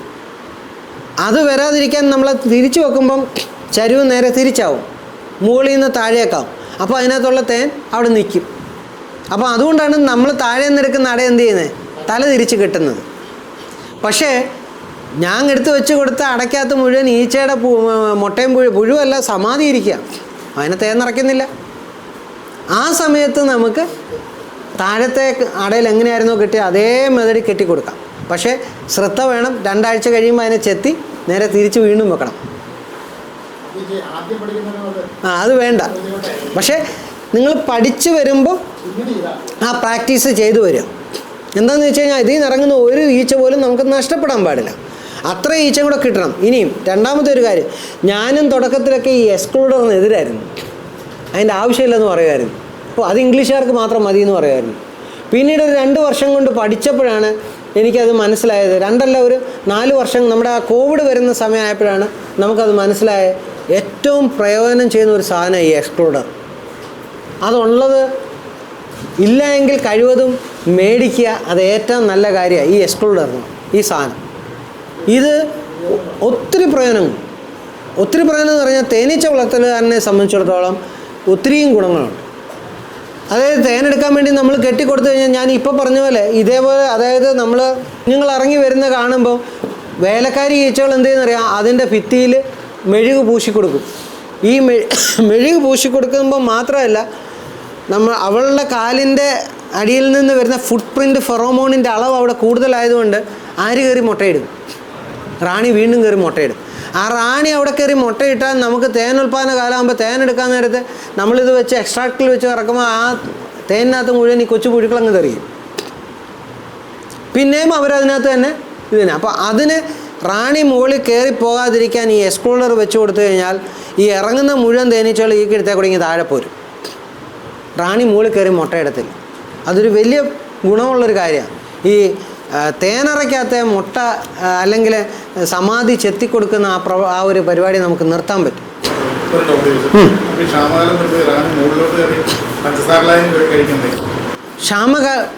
റാണി പഞ്ചസാര പാനീയേ കഴിക്കില്ല.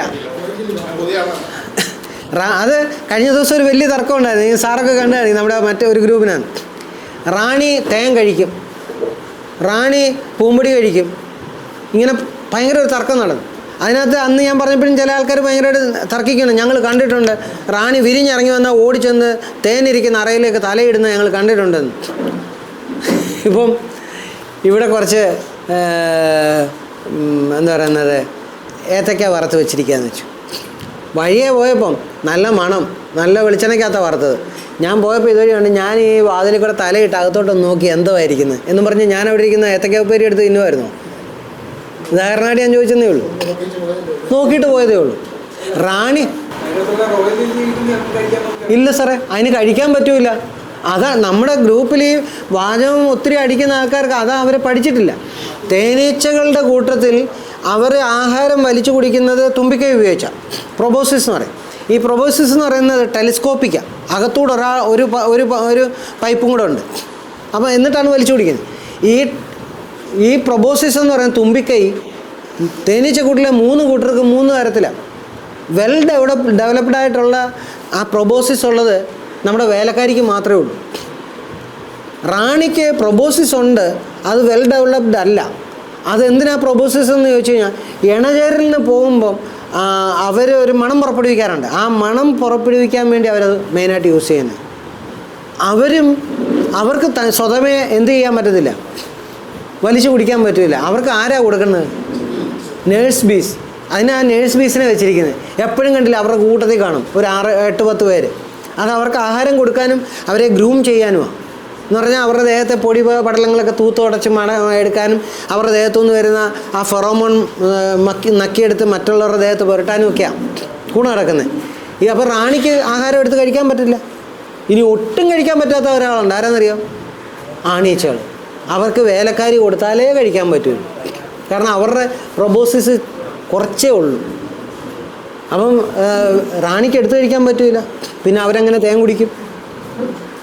ഇനിയും റാണി തേൻ കഴിക്കുമോ എന്ന ചോദ്യത്തിനൊരു ഉത്തരമുണ്ട്. കഴിക്കും. എങ്ങനെയാണെന്നറിയോ? വിരിഞ്ഞിറങ്ങിയൊരു റാണി, അവർക്ക് നല്ല ആരോഗ്യം ഉണ്ടെന്ന് വെച്ചോ, ഒരു കുഴപ്പമില്ല, അവർക്ക് ഇണചേരലിന് പറന്നു പോകാനുള്ള ആരോഗ്യം ഉണ്ടെന്ന് വേണ്ട, വേലക്കാരികൾ അവർക്ക് റോയൽ ജെല്ലി മാത്രമേ കൊടുക്കുകയുള്ളൂ. അവർക്ക് പറന്നു പോകാനുള്ള ആരോഗ്യം കുറവാണെന്ന് തോന്നിയാൽ അവർക്ക് ഊർജം ലഭിക്കാൻ വേണ്ടി എന്ത് കൊടുക്കും? തേൻ കൊടുക്കും.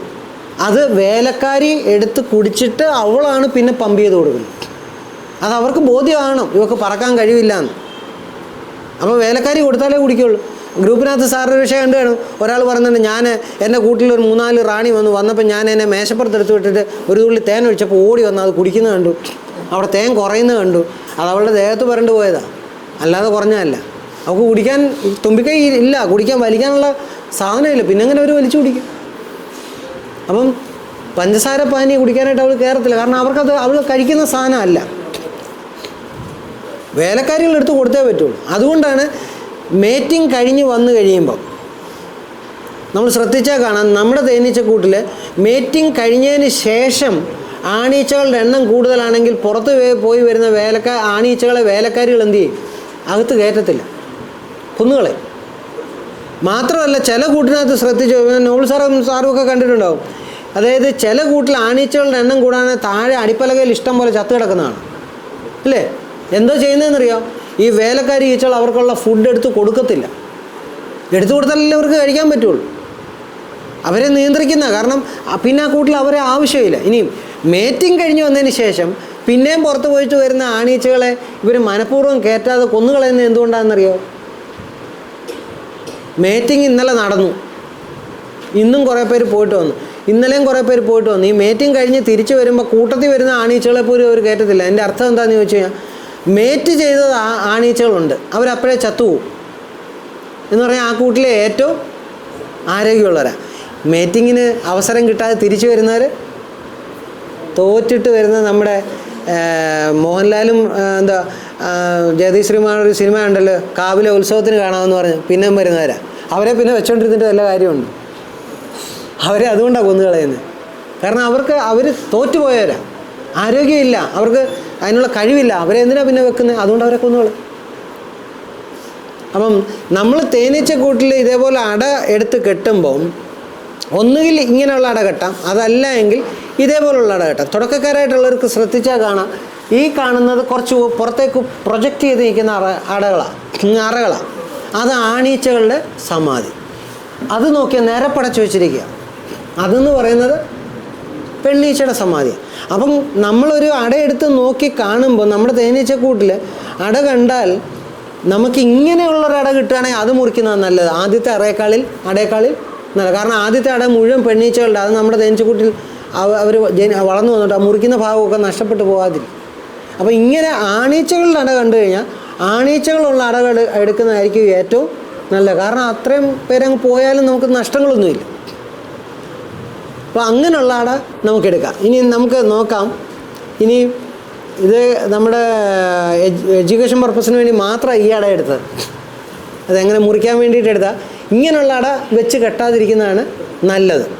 ഇങ്ങനത്തെ അട വെച്ച് കെട്ടിയാൽ ഒന്നാമത്തെ പ്രശ്നം എന്താ വെച്ചാൽ, നിങ്ങൾ അടയൊന്ന് ശ്രദ്ധിച്ച് നോക്കി, അതിൻ്റെ ചില അടകളൊക്കെ ചെറുതാണ്, ചുരുങ്ങിപ്പോയിട്ടുണ്ട്. അപ്പോൾ അതിനകത്ത് തേൻ ഉൾക്കൊള്ളാനുള്ള കഴിവും കുറവായിരിക്കും. 1. 2, ആ കറുത്ത കളറിൽ എന്ന് പറയുന്ന ചില പിഗ്മെൻസാണ്.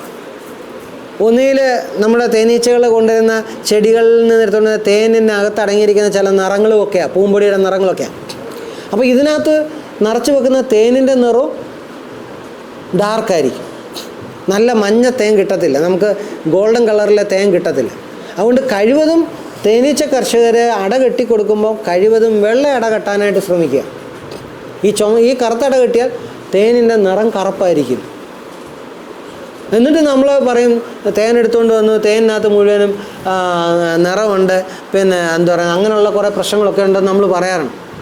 ടാനിനാണ് അത് ഏറ്റവും വലിയ രസം. തേനീച്ച കർഷകൻ്റെ നിന്ന് മേടിച്ചുകൊണ്ട് പോയി ഉപയോഗിച്ച് തീരാറാകുമ്പോഴേ പറയത്തുള്ളൂ, എനിക്ക് തന്ന തേനിനകത്ത് ഇങ്ങനെ നിറമുണ്ടായിരുന്നു, അതുണ്ടായിരുന്നു, ഇതുണ്ടായിരുന്നു എന്ന് പറയത്തുള്ളൂ. അതെ, അത് കാരണം എന്താ പറയുക, ആദ്യം എടുക്കുന്ന തേനിനും ആ നിറം വരും, അവസാനം എടുക്കുന്നതിനും വരും. കഴിവതും നമ്മൾ കറുത്തു പോകാത്ത അട കെട്ടാൻ ശീലിക്കുക. എടുക്കുമ്പോൾ നല്ല, ഇനി അട എടുത്താൽ നമുക്ക് പലതരത്തിൽ അതിനകത്ത് കെട്ടാം. മൂത്തുപോയ അടയാണെങ്കിൽ ഇതിനെ 2ആയിട്ട് മുറിച്ച് കഴിവതും അതിൽ ഫുള്ളായിട്ട് വെക്കത്തക്കവണ്ണം വെച്ച് കൊടുക്കുക. ഇങ്ങനെ കറുത്തു പോയി മൂത്തുപോയ അട, വേറെ അടയൊന്നും എടുക്കാനില്ല എന്ന് വന്നാൽ ഇതങ്ങ് വെക്കണമെന്ന് ചിന്തിക്കുകയാണെങ്കിൽ ഇങ്ങനെ 2ആയിട്ട് തന്നെ മുറിച്ച് അതിനെ ഏകദേശം ഒരു ഫുള്ളാക്കി കെട്ടിക്കൊടുക്കുകയാണെങ്കിൽ അത് ഏറ്റവും നല്ല.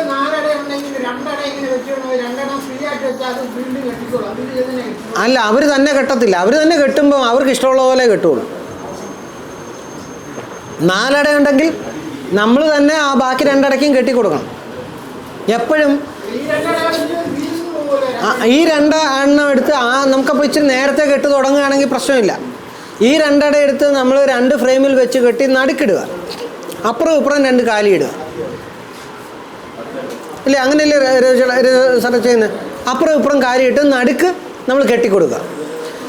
ശരിക്കും പറഞ്ഞാൽ ഒന്ന് ശ്രദ്ധിച്ച് കേൾക്കുക, നമ്മുടെ തേനീച്ച പെട്ടിയിൽ സൂപ്പർ ചേമ്പറിൽ എത്ര അടയാണ് ഉള്ളത്? എത്ര ഫ്രെയിമുണ്ട്? 5 ഫ്രെയിം. നമ്മൾ തേനീച്ച കർഷകരെല്ലാവരും ഒരു ഫ്രെയിം അങ്ങ് മാറ്റി 4 ഇടത്തുള്ളൂ.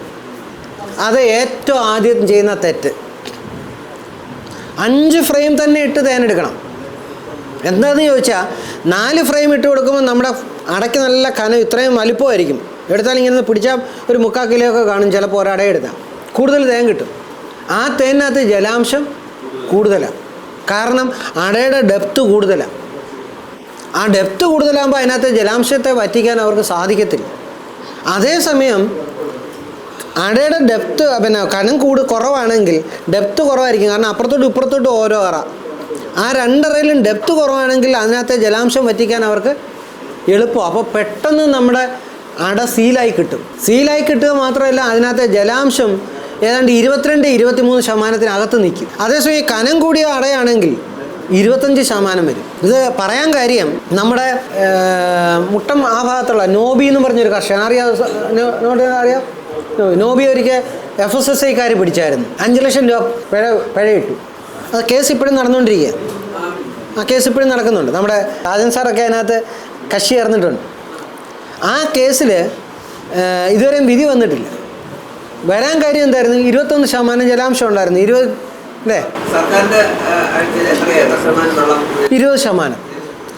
അതിനകത്തൊരു ചെറിയ ഇത് പറ്റിയപ്പോഴാണ് ഈ 5 ലക്ഷം രൂപ പിഴ അടയ്ക്കണമെന്ന് പറഞ്ഞത്. അതെ. അന്നേരം ഇങ്ങനൊരു വിഷയം വന്നപ്പം ആദ്യ കോടതിയിൽ അതിന് റിപ്പോർട്ട് കൊടുക്കണം. അപ്പം ഇവരെല്ലാവരും കൂടെ ചേർന്നൊരു തീരുമാനമെടുത്തു, മന്ത്രിക്കൊരു പരാതി കൊടുക്കാൻ. മന്ത്രിക്ക് പരാതി കൊടുത്തപ്പം മന്ത്രിയുടെ ഓഫീസിൽ നിന്ന് നമ്മുടെ ഹോർട്ടികോർപ്പിൻ്റെ ഓഫീസിലേക്ക് അതിൻ്റെ പേപ്പർ വന്നത് ഇതാണ്: കേരളത്തിലെ 14 ജില്ലകളിലും ലഭ്യമാകുന്ന തേനിനകത്തെ ജലാംശം എത്രയാണ് എന്ന് പരീക്ഷിച്ചറിഞ്ഞ് റിപ്പോർട്ട് കൊടുക്കാൻ. അപ്പോൾ ആ ചുമതലയൊക്കെ നമുക്ക് വന്നപ്പം അതിനകത്ത് എനിക്കും ഉണ്ടായിരുന്ന ചുമതല. ഓരോ ജില്ലയിൽ നിന്നും ഓരോ കർഷകരുടെ നിന്നൊക്കെ തേൻ സംഭരിക്കാൻ തുടങ്ങി. പലയിടത്തും പോയി എടുത്തുകൊണ്ട് വന്നപ്പോൾ സംഭരിക്കുന്നത് എങ്ങനെയാണെന്ന് വെച്ചാൽ 250 ഗ്രാം വീതം തേൻ മേടിക്കും 2 കുപ്പിയിൽ. ഒരു കുപ്പി അടച്ച് സീൽ ചെയ്ത് അതിന് മേളിൽ കൂടെ പേപ്പർ ഒട്ടിച്ച് സീൽ ചെയ്തിട്ട് ഞാനും ഇപ്പം ഞാനാണ് പോകുന്നതെങ്കിൽ ഞാൻ ഒപ്പിടും, അതിന് മേളിൽ കർഷകൻ ഒപ്പിടും, പിന്നെ ഒരു 3-മതൊരാളെ കൂടെ കൊണ്ട് ഒപ്പിടിക്കും. അങ്ങനെ ഒരു പാർട്ട് അവരുടെ കൊടുക്കും, ഒരു പാർട്ട് ഞങ്ങൾ കൊണ്ടുവരും. ആ കൊണ്ടുവന്നത് CFRDയിൽ, അതായത് സെൻട്രൽ ഫുഡ് റിസർച്ച് ഡെവലപ്മെൻറ്റ് എന്ന് പറഞ്ഞിട്ടൊരു സ്ഥാപനം, സർക്കാരിൻ്റെ ഒരു സ്ഥാപനമുണ്ട്. അവിടെ കൊടുത്ത് ടെസ്റ്റ് ചെയ്ത് റിസൾട്ട് മേടിച്ച് നമ്മളിങ്ങനെ എടുത്തു. അങ്ങനെ 14 ജില്ലയിൽ നിന്ന് പല സ്ഥലത്തു നിന്ന് കളക്ട് ചെയ്ത തേൻ കൊണ്ടുവന്നപ്പോൾ അതിൻ്റെ മീൻ ഇതെടുത്തപ്പം ആവറേജ് എടുത്തപ്പോൾ 24-25% ഉണ്ട് കേരളത്തിലെ തേനിലെ ജലാംശം എന്ന് പറയുന്നത്. അങ്ങനെ നമ്മൾ ആ റിപ്പോർട്ട് കോടതിക്ക് കൊടുത്തു. 24-25% അതുകൊണ്ട് കോടതിയുടെ പരിഗണനയിലിരിക്കുക 25% ജലാംശമുള്ള തേൻ അതിൻ്റെ കൂടെ നമുക്ക് ഒരു കാര്യം കൂടെ പറഞ്ഞു, കേരള ബ്രാൻഡ് ഹണി എന്ന് ആക്കാൻ വേണ്ടിയിട്ട്. അങ്ങനെ കേരള ബ്രാൻഡിൽ ഉൾപ്പെടുത്തിക്കൊണ്ട് നമ്മളിപ്പം നോബിളിയേട്ടൻ്റെ അല്ല എൻ്റെ കയ്യിൽ ഒരു 5 ടൺ തേൻ ഉണ്ടെന്ന് വെച്ചു. ആ തേൻ നമുക്ക് കൃഷി വകുപ്പിൻ്റെ അണ്ടറിൽ നമുക്ക് വിൽക്കാൻ പറ്റും. നമുക്കതിനകത്ത് കേരള ബ്രാൻഡെന്നും പറഞ്ഞ് അതിന് പേര് വെക്കാൻ പറ്റും. അങ്ങനൊരു പുതിയൊരു പരിപാടി കൊണ്ടുവന്നു. അങ്ങനെ കൊണ്ടുവന്നപ്പം അതിനും കൂടെ ആയിരുന്നു ഈ ടെസ്റ്റ് നടന്നത്. അപ്പോൾ 24-25% ജലാംശമുണ്ട്. പിന്നെ അതിനെ പ്രോസസ്സ് ചെയ്ത് 20%-ലേക്ക് കൊണ്ടുവരണം. അതിനകത്ത് 5% വെള്ളം നമ്മൾ വലിച്ചു മാറ്റണം. ഇപ്പം നൗലിയേട്ടനൊക്കെ അവിടെ കൊച്ചൽമുടി കൊണ്ട് നമ്മൾ ചെയ്യുന്നതാ. കോടതി ഒരു തീരുമാനത്തിൽ എത്തിയിട്ടില്ല ഇതുവരെ. നമ്മുടെ സറാന ഇന്ത്യക്ക് ഇതെന്താ പറ്റിയെന്ന് ചോദിച്ചാൽ, വടക്കേ ഇന്ത്യയിൽ ഇരുന്ന ആൾക്കാർ അവർ കണ്ട തേൻ ഏതാണെന്നറിയാമോ? ഇറ്റാലിയൻ വീസിൻ്റെ അണിയാണ്. അതിന് ഓൾറെഡി അതിൻ്റെ ജലാംശം എന്ന് പറയുന്നത് 21 താഴെ ഉള്ളൂ. ഒരു 20.5 വരത്തുള്ളൂ. ചിലപ്പോൾ 19% കാണത്തുള്ളൂ. ബീഹാറിൽ നിന്നൊക്കെ എടുക്കുന്ന തേന് 19% വെള്ളമേ ഉള്ളൂ. അത് വെച്ചിട്ട് അവർ കണക്കാക്കിയിരിക്കുന്നത്. കേരളത്തെ നമുക്കറിയാം, എപ്പോഴും ഒന്നീ മഴ കാണും, അല്ലെ ഹ്യൂമിഡിറ്റി കൂടുതലായിരിക്കും. അങ്ങനെയുള്ള സമയത്ത് സത്യസന്ധമായിട്ട് പറയുകയാണെങ്കിൽ എൻ്റെ കുറച്ച് പെട്ടി ഉറുവെന്ന് ഭാഗത്തിരിപ്പുണ്ട്, ഉറുവെന്ന് കുളത്തൂപ്പുഴ ഭാഗത്ത്. അവിടുത്തെ തേൻ്റെ ലാസ്റ്റ് തേൻ വരുന്നത് മെയ് മാസവും കഴിയും. ഒരു ജൂൺ 10 ആകുമ്പോഴും അവിടെ തേനുണ്ട്. പുല്ലാഞ്ഞിയുടെ തേനാണ് കിട്ടുന്നത്. നല്ല ചുവപ്പ് നിറം, നല്ല രുചി, നല്ല മണം. പുല്ലാഞ്ഞിയുണ്ട്. പിന്നെ അതിൻ്റെ കൂടെ നമ്മുടെ എന്താ പറയുക ഇലഞ്ഞി, പിന്നെ ഇഞ്ച, ഇതൊക്കെ അവിടെ പൂക്കുന്ന കാടിൻ്റെ വനത്തിൻ്റെ സൈഡിൽ പോകും. തെന്മല ആ ഭാഗത്ത് പൂക്കുന്ന സമയമാണ്. അത് നല്ലപോലെ തേൻ കിട്ടും. അപ്പം ജൂൺ 10 കഴിഞ്ഞാൽ ഞങ്ങളുടെ പെട്ടി അവിടെ നിന്ന് എടുക്കത്തുള്ളൂ. ആ കിട്ടുന്ന തേനിനകത്ത് എന്ന് പറഞ്ഞാൽ ജൂൺ 10 ആകുമ്പോൾ ഇവിടെ മഴയായി. ആ തേൻ എടുത്ത് ഒഴിച്ചാൽ പച്ചവെള്ളം വീഴുന്നതല്ലോ വീഴുന്നത്. ആ തേൻ കൊണ്ട് ഞങ്ങൾ ആദ്യമേ ഞങ്ങൾ പ്രോസസ്സ് ചെയ്യും. കാരണം അതിനകത്ത് 27% വരെ ജലാംശമുണ്ട്. പക്ഷേ സൂപ്പർ തേനാണ്. നമ്മൾ മാർക്കറ്റിൽ കൊണ്ട് വയ്ക്കുമ്പോൾ FSSAക്കാർ പറയുക ഇത് തേനല്ലെന്ന് പറഞ്ഞാൽ സമ്മതിക്കാൻ പറ്റുമോ? അപ്പം അത് നമ്മുടെ ഇതിനിടയ്ക്ക് ആ വിഷയം വന്നേ ഉള്ളൂ. അപ്പം നമ്മുടെ ഇവിടെ നമ്മൾ തേൻ എടുക്കുമ്പോൾ 5 ഫ്രെയിം ഇട്ടും തന്നെ തേൻ എടുക്കാൻ നമ്മൾ ശീലിക്കണം. 20% ഒരിക്കലും ആകത്തില്ല. 20 20.5 നോമിലേറ്റർ എടുക്കലുണ്ടല്ലോ, അവിടെ നിന്ന് പ്രോസസ്സ് ചെയ്തുകൊണ്ടിരുന്നതല്ലേ. 20% തൊട്ട് മുകളിലാണ് കട്ടയാവുമോ? ഇല്ല. 20 താഴെയാണെങ്കിലാ. അത് സാറേ ഞാൻ പറയാം. അതിനകത്ത് ഗ്ലൂക്കോസിൻ്റെ അളവ് കൂടുതലായിരിക്കും. ഗ്ലൂക്കോസിൻ്റെ അളവ് കൂടുതലാണെങ്കിലാണ് ആകും. പ്രോസസ്സ് ചെയ്തില്ലെങ്കിലും അതാകുന്നതിൻ്റെ കാര്യം ഗ്ലൂക്കോസിൻ്റെ അളവ് കൂടുതലായിട്ടാണ്. ഇപ്പോൾ ഗ്ലൂക്കോസിൻ്റെ അളവ് കൂടുതലുള്ള ചെടിയുള്ള ഏതെങ്കിലും പ്രദേശമാണെങ്കിൽ ആവും. അതറിയണമെങ്കിൽ ഒന്നുമില്ല. സൂര്യകാന്തി ഇരിക്കുന്ന സ്ഥലത്ത് നമ്മുടെ പെട്ടി കൊണ്ടുവച്ച് തേനൊന്നെടുത്തേ. തേനീച്ചപ്പെട്ടിക്കകത്തു നിന്ന് ആ തേനെടുത്ത് നമ്മൾ കുപ്പിയിലാക്കി വെച്ച് ഇന്ന് വെച്ചു, നാളെ കഴിഞ്ഞ് മറ്റന്നാൾ നോക്കിയാൽ കട്ടയാണ്. കാരണം അതിനകത്ത് ഞാൻ ഇപ്പോഴൊന്നുമല്ല, ഒരു 6-7 വർഷം മുമ്പ് കാവേരിയിൽ അന്ന് നമ്മുടെ ഏലിയാമ്മ അറിയാമല്ലോ, പിന്നെ കാസർഗോഡുള്ള ഏലിയാമ്മ, അവരുടെ കൂടെ ചേർന്ന് ഞാനവിടെ ഇതുപോലെ തേനെടുക്കാനായിട്ട് പോയി. അപ്പം ഞാൻ അവിടെ നിന്ന് ഒരു കന്നാസ് തേനെടുത്തുകൊണ്ട് വന്നു. വീട്ടിൽ കൊണ്ടുവന്ന് ഞാൻ വിചാരിച്ചു 2-3 ദിവസം കഴിഞ്ഞിട്ട് പ്രോസസ്സ് ചെയ്താൽ മതി. 3 ദിവസം കഴിഞ്ഞേച്ച് കന്നാസ് തുറന്ന് നോക്കിയപ്പോൾ അതിനകത്ത് മുഴുവൻ അലുവ പോലെ ഇരിക്കുക, ഇങ്ങോട്ട് വരത്തില്ല. ആ കന്നാസ് മുകളിൽ വശം കട്ട് ചെയ്തിട്ടാണ് ഞാൻ ആ സാധനം എടുത്തത്. എന്നിട്ട് ആ തേൻ്റെ കൂടെ നമ്മളുടെ ഇന്ത്യൻ തേനീച്ചാണ് നമ്മുടെ ഈ പറഞ്ഞ നമ്മുടെ സെറാനയുടെ തേന് അതിൻ്റെ ഇരട്ടിയും കൂടെ ചേർത്തിട്ടാണ് ഞാൻ പ്രോസസ്സ് ചെയ്തപ്പോഴത് ഉപയോഗിക്കാൻ പറ്റിയത്. അതാണ് ഗ്ലൂക്കോസിൻ്റെ അളവ് കൂടുതലാണ്.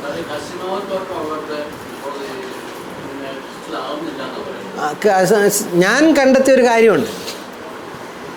അതായത് നമ്മളുടെ റബ്ബർ തോട്ടങ്ങളിൽ വെച്ചെടുക്കുന്ന തേനിന് ഒരു 5 കുപ്പി തേൻ നമ്മൾ എടുക്കുകയാണെങ്കിൽ 10 കുപ്പി കാടിൻ്റെ ഏരിയയിലിരിക്കുന്ന തേനും കൂടെ മിക്സ് ചെയ്താൽ മതി, കട്ടയാകത്തില്ല.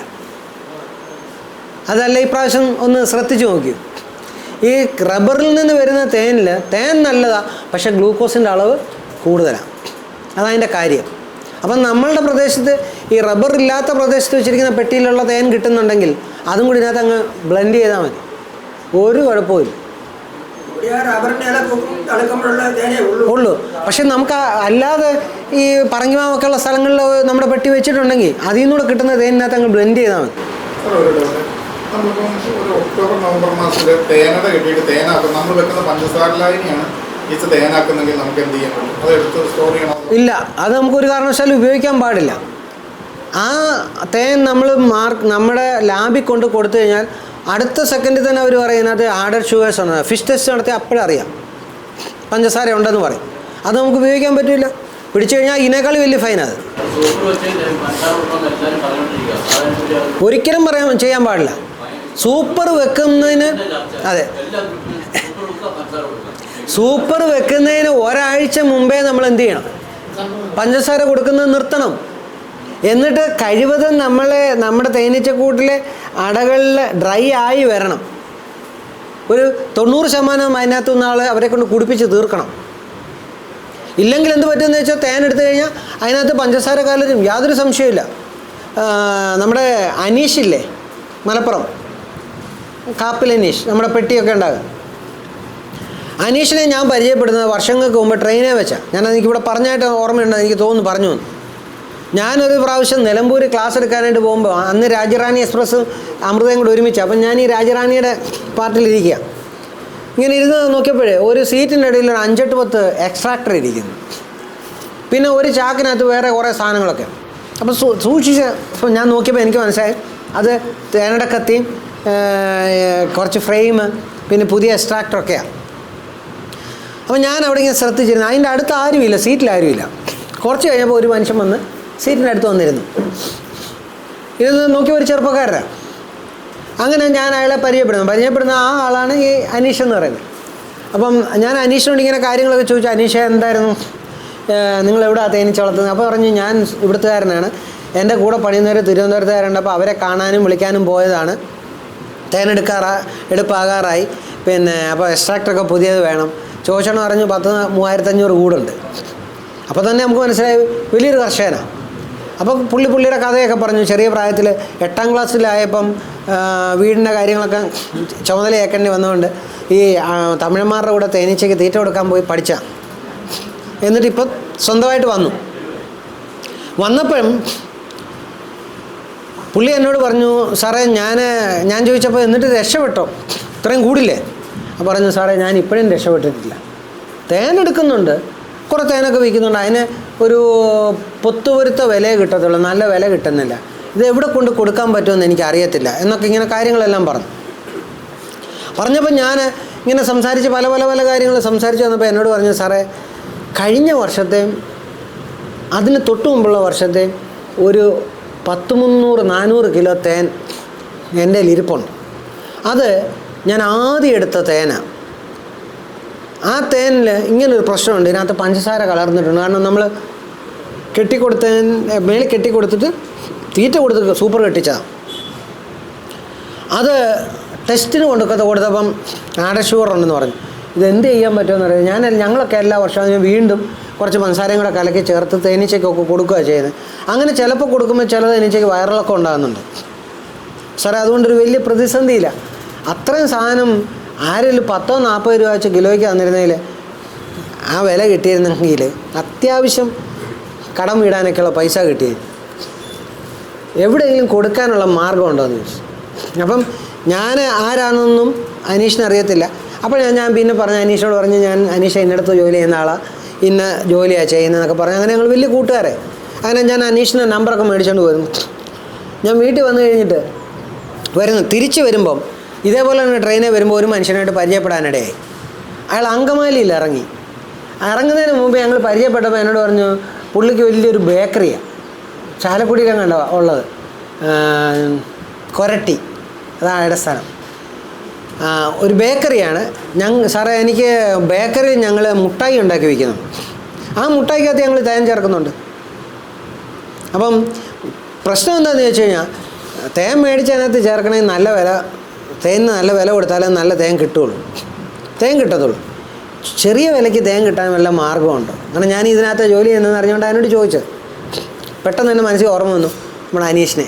ഞാൻ നമ്പർ കൊടുത്തിട്ട് പറഞ്ഞു, ഈ മനുഷ്യനെ വിളിക്കാൻ കഴിയും, ഇയാളുടെ കയ്യിൽ കുറച്ച് തേൻ ഇരിപ്പുണ്ട്, അതിനകത്ത് കുറച്ച് പഞ്ചസാര കലർന്ന തേനാണെന്നേ ഉള്ളൂ, സാറേ ഞങ്ങൾക്കതാ വേണ്ടത് എന്ന് പറഞ്ഞു. അങ്ങനെ ഞാൻ നമ്പർ കൊടുത്തു. ഞാൻ വീട്ടിലെത്തുന്നതിന് മുമ്പേ ആ പുള്ളി അനീഷിനെ വിളിച്ചു. അനീഷുമായിട്ട് ഡീല് ഉറപ്പിച്ചു. അനീഷ് എന്നെ വിളിച്ചിട്ട് പറഞ്ഞു, സാറേ വലിയ ഉപകാരം, സാറ് പറഞ്ഞ ആൾ എന്നെ വിളിച്ചിരുന്നു, എനിക്ക് 90 രൂപ വെച്ച് തരാമെന്ന് പറഞ്ഞു. ഒറ്റയടിക്ക് പുള്ളിക്ക് കുറേ പൈസ കൈ കിട്ടി. അങ്ങനെ പുള്ളിയുടെ കുറച്ച് കടമൊക്കെ അങ്ങ് മാറി. പക്ഷേ അങ്ങനെ അനീഷ് പിന്നെ ഞാനുമായിട്ട് വലിയ കൂട്ടാണ്. അപ്പം ഈ ഒരു സാധനം നമുക്ക് എപ്പോഴും അങ്ങനെ പോയെന്ന് വരത്തില്ല. അതുകൊണ്ട് നോളിചേട്ടൻ പറഞ്ഞ പോലെ സൂപ്പർ കെട്ടിക്കഴിഞ്ഞാൽ പിന്നെ എന്ത് കൊടുക്കരുത്, പഞ്ചസാര കൊടുക്കരുത്.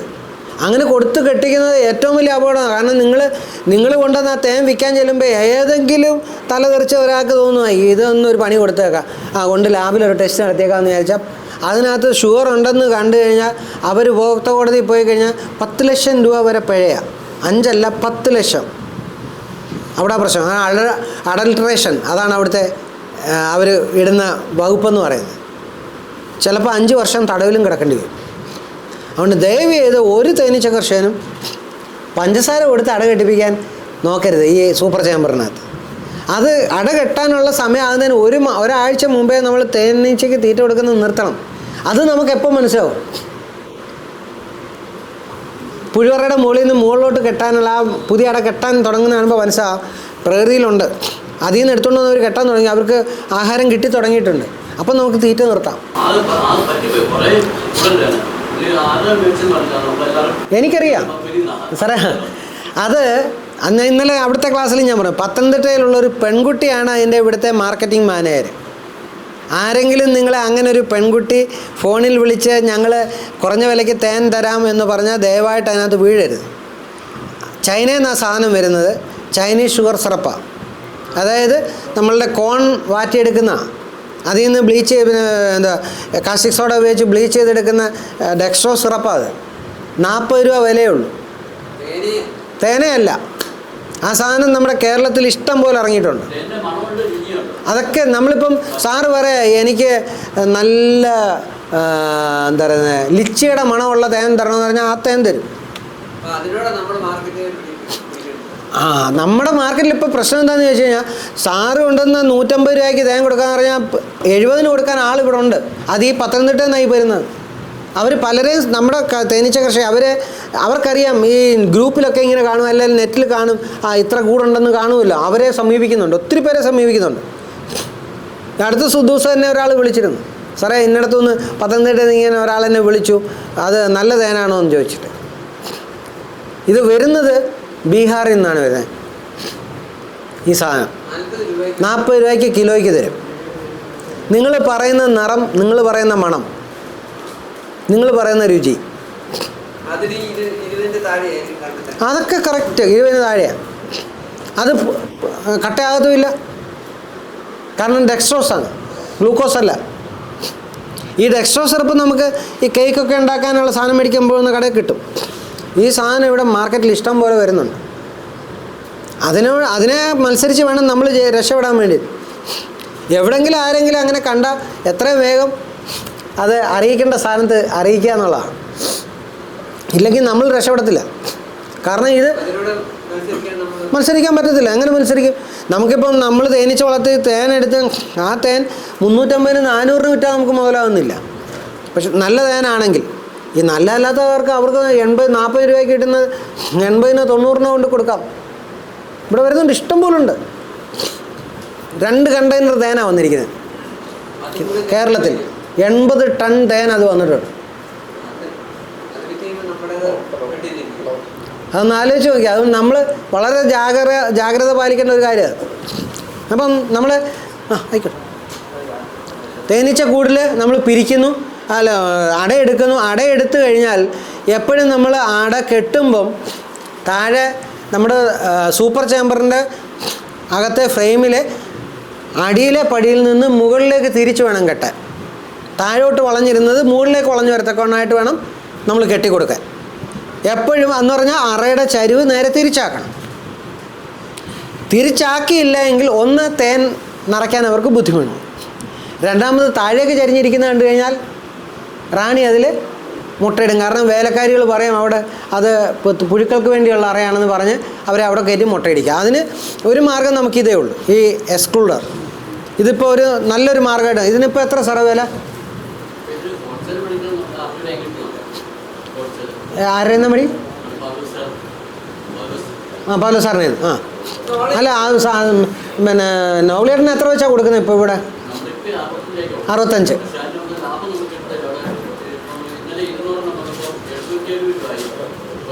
കൊറിയർ ചാർജ് പോവും. അപ്പം ഞാൻ പറയുന്നത് 10 കൂടൊക്കെ ഉള്ളൊരു 10 മേടിക്കുന്നത് ഒരിക്കലും നഷ്ടമാകത്തില്ല. ഇത് പെട്ടെന്ന് കേടായി പോകത്തില്ല. പിന്നെ അടുത്ത വർഷം ഇത് തന്നെ സൂക്ഷിച്ച് നമുക്ക് ഉപയോഗിക്കാവുന്ന കാര്യമാണ്. ഇത് പിരിക്കുമ്പോഴും നമുക്കിത് വളരെ പ്രയോജനപ്പെടുന്നുണ്ട്. പക്ഷേ പിരിക്കുമ്പോഴൊക്കെ വളരെ ശ്രദ്ധിച്ച് നമ്മൾ ഒത്തിരി കാര്യം നമ്മളിനി തുടർന്ന് വരുന്ന ക്ലാസ്സിൽ പഠിക്കും. നമ്മൾ പിരിക്കാൻ വേണ്ടിയിട്ട് ഒത്തിരി കൃത്രിമ മാർഗ്ഗങ്ങളൊക്കെ നമ്മൾ ഉപയോഗിക്കുന്നുണ്ട്. അതൊക്കെ നമ്മൾ മറന്നിട്ട് നമ്മൾ ശരിക്കും തേനീച്ചക്കൂട് എങ്ങനെയാണോ പ്രകൃതിയിൽ പിരിയുന്ന ആ പിരിയുന്നതിന് ശാസ്ത്രീയതയും കൂടെ വരുത്തി പിരിക്കാനായിട്ട് നമ്മൾ ശ്രമം നടത്തിപ്പോണം. നമ്മൾ നിങ്ങൾ ഓർക്കുന്നുണ്ടാവും, നമ്മൾ കഴിഞ്ഞ ക്ലാസ്സിലാണെന്ന് തോന്നുന്നു നമ്മൾ റാണിയെ മാർക്ക് ചെയ്യുകയൊക്കെ ചെയ്തൊരു ക്ലാസ് ഉണ്ടല്ലോ. ആ ക്ലാസ്സിൽ നമ്മളൊരു കാര്യം പറഞ്ഞിരുന്നു, അടിയിൽ നിന്ന് മുറിച്ച് കളഞ്ഞ് സ്ട്രിപ്പ് ഉണ്ടാക്കുന്ന കാര്യമൊക്കെ. നമ്മളെപ്പോഴും പിരിക്കുമ്പോൾ എപ്പോഴും എമർജൻസി സെല്ലാണ് കെട്ടിക്കുന്നത്, അല്ലേ? പിരിച്ചു വെച്ചു ഉടനെ തന്നെ അതിനകത്ത് എമർജൻസി സെല്ലങ്ങ് വരിക ചെയ്യുന്നത്. അങ്ങനെ എമർജൻസി സെല്ല് കെട്ടിച്ചാൽ ആ കിട്ടുന്ന റാണിയും സ്വതമേ അവർക്ക് പിരിഞ്ഞു പോകണമെന്ന് തോന്നി കിട്ടുന്ന സ്വാമിങ് സെല്ലും തമ്മിൽ ഒത്തിരി വ്യത്യാസമുണ്ട്. ആ റാണിയിൽ പോലും ആരോഗ്യത്തിൽ വ്യത്യാസമുണ്ട്, മുട്ടയിടുന്നതിൽ വ്യത്യാസമുണ്ട്, വലുപ്പത്തിൽ വ്യത്യാസമുണ്ട്. ഇതൊക്കെ നോക്കി പഠിച്ച് നമ്മൾ ചെയ്തു പോവുകയാണെങ്കിൽ നമുക്ക് ഈസി ആയിട്ട് നല്ല രീതിയിൽ തേനീച്ച കൃഷി ഉണ്ടാകും. ഞാൻ പറഞ്ഞില്ല, ഞാൻ ഈ 30 വർഷത്തിന് മുകളിലായി തേനീച്ച കൃഷിയിലേക്ക് വന്നത്. അതിൽ നിന്ന് ഞാൻ ഒത്തിരിയും കാര്യങ്ങൾ ഇങ്ങനെ പഠിച്ചു, പല ഗുരുക്കന്മാരിൽ നിന്നൊക്കെയാണ് പഠിച്ചത്. നമ്മളല്ല വലുത്, നമ്മളെക്കാൾ വലിയ ഒത്തിരി ആൾക്കാരുണ്ട്. അവരിൽ നിന്നൊക്കെ നല്ല നല്ല അറിവുകൾ ചോദിച്ച് പഠിച്ച് നമ്മൾ വരിക എന്നുള്ളത് നമ്മുടെ കടമയെന്ന് പറയുന്നത്. അപ്പം ഒന്നിലും നമുക്ക് അട മുറിച്ച് കഴിഞ്ഞാൽ ആ താഴോട്ട് വളഞ്ഞിരിക്കുന്നത് മുകളിലേക്ക് വെച്ച് കെട്ടണം. രണ്ടാമത്തെ പീസ് വെച്ച് കെട്ടുമ്പോഴും അതും തലതിരിച്ച് വേണം നമ്മൾ കെട്ടാനായിട്ട്. അപ്പോൾ നമുക്ക് അടുത്തത് ആ കെട്ടുന്നത് ഒന്ന് ജസ്റ്റ് ഒന്ന് നമുക്ക് നോക്കാം. ഒന്ന് ശ്രദ്ധിച്ച് നോക്കി. ഒരട ഞാൻ നേരെ പകുതിയായിട്ട് മുറിച്ചു, ഒന്ന് കോണോട് കോണും മുറിച്ചു. എന്നിട്ട് താഴത്തെ പടിയിൽ വെച്ചിട്ടാണ് ഞാൻ കെട്ടിയിരിക്കുന്നത്. കോണോട് കോണ് കെട്ടുന്നതിൻ്റെ 3 വശം ഫ്രെയിമിൽ മുട്ടിയിരിക്കും. അപ്പോൾ ആ 3 വശം അവർ പെട്ടെന്ന് ഉറപ്പിച്ചതിന് ശേഷം ബാക്കി അവർ പണിയും. നേരെ നെടുകയുള്ളതാണെങ്കിൽ അവിടെയും നമുക്ക് കിട്ടും 3 വശം. കാരണം എത്രയും വേഗം അവർക്ക് അട അതേലോ ഉറപ്പിക്കാൻ പറ്റണം, മറിഞ്ഞു പോകാത്ത തരത്തിൽ. ഇത് 4 ഇഞ്ച് വലിപ്പമുള്ള സൂപ്പറാണ്. വെക്കുന്നതിൻ്റെ കുഴപ്പമില്ല സാറേ. എന്താണെന്ന് ചോദിച്ചാൽ അതെന്തുകൊണ്ട് അങ്ങനെ ചെയ്തതെന്ന് ചോദിച്ചാൽ, നേരത്തെ നമുക്ക് കിട്ടിക്കൊണ്ടിരുന്ന എക്സ്ട്രാക്ടർ എല്ലാം ആ തരത്തിലായിരുന്നു. അതിനകത്ത് നമ്മുടെ സൂപ്പർ ചാമ്പറെ 4 ഇഞ്ചിൻ്റെ സൂപ്പറെ വെക്കാനുള്ള സൗകര്യമുള്ളായിരുന്നു. ഇപ്പോൾ കുറച്ചുകൂടെ അഡ്വാൻസ് ആയി കഴിയുമ്പോൾ നമ്മുടെ എക്സ്ട്രാക്ടറിന് വലിപ്പം കൂടി അത് 4 ഫ്രെയിം വെച്ച് കറക്കാവുന്നതായി, അങ്ങോട്ടും ഇങ്ങോട്ടും കറക്കാവുന്നതായി 2 വശവും. മറ്റേ നമ്മൾ എടുത്ത് തിരിച്ചു വെക്കണമല്ലോ. ഇപ്പോൾ അങ്ങനെയല്ല, തിരിച്ചു വെക്കാതെ തന്നെ അങ്ങോട്ടും ഇങ്ങോട്ടും കറക്കാവുന്ന എക്സ്ട്രാക്ടറായി. അപ്പോൾ അതിൻ്റെ അട വെക്കുന്ന സാധനത്തിൻ്റെ സ്പേസ് കൂടി. അപ്പോൾ ഇപ്പം നമ്മൾ 5 ഇഞ്ചിൻ്റെ ഒക്കെ വെച്ച് കിട്ടുന്നുണ്ട്.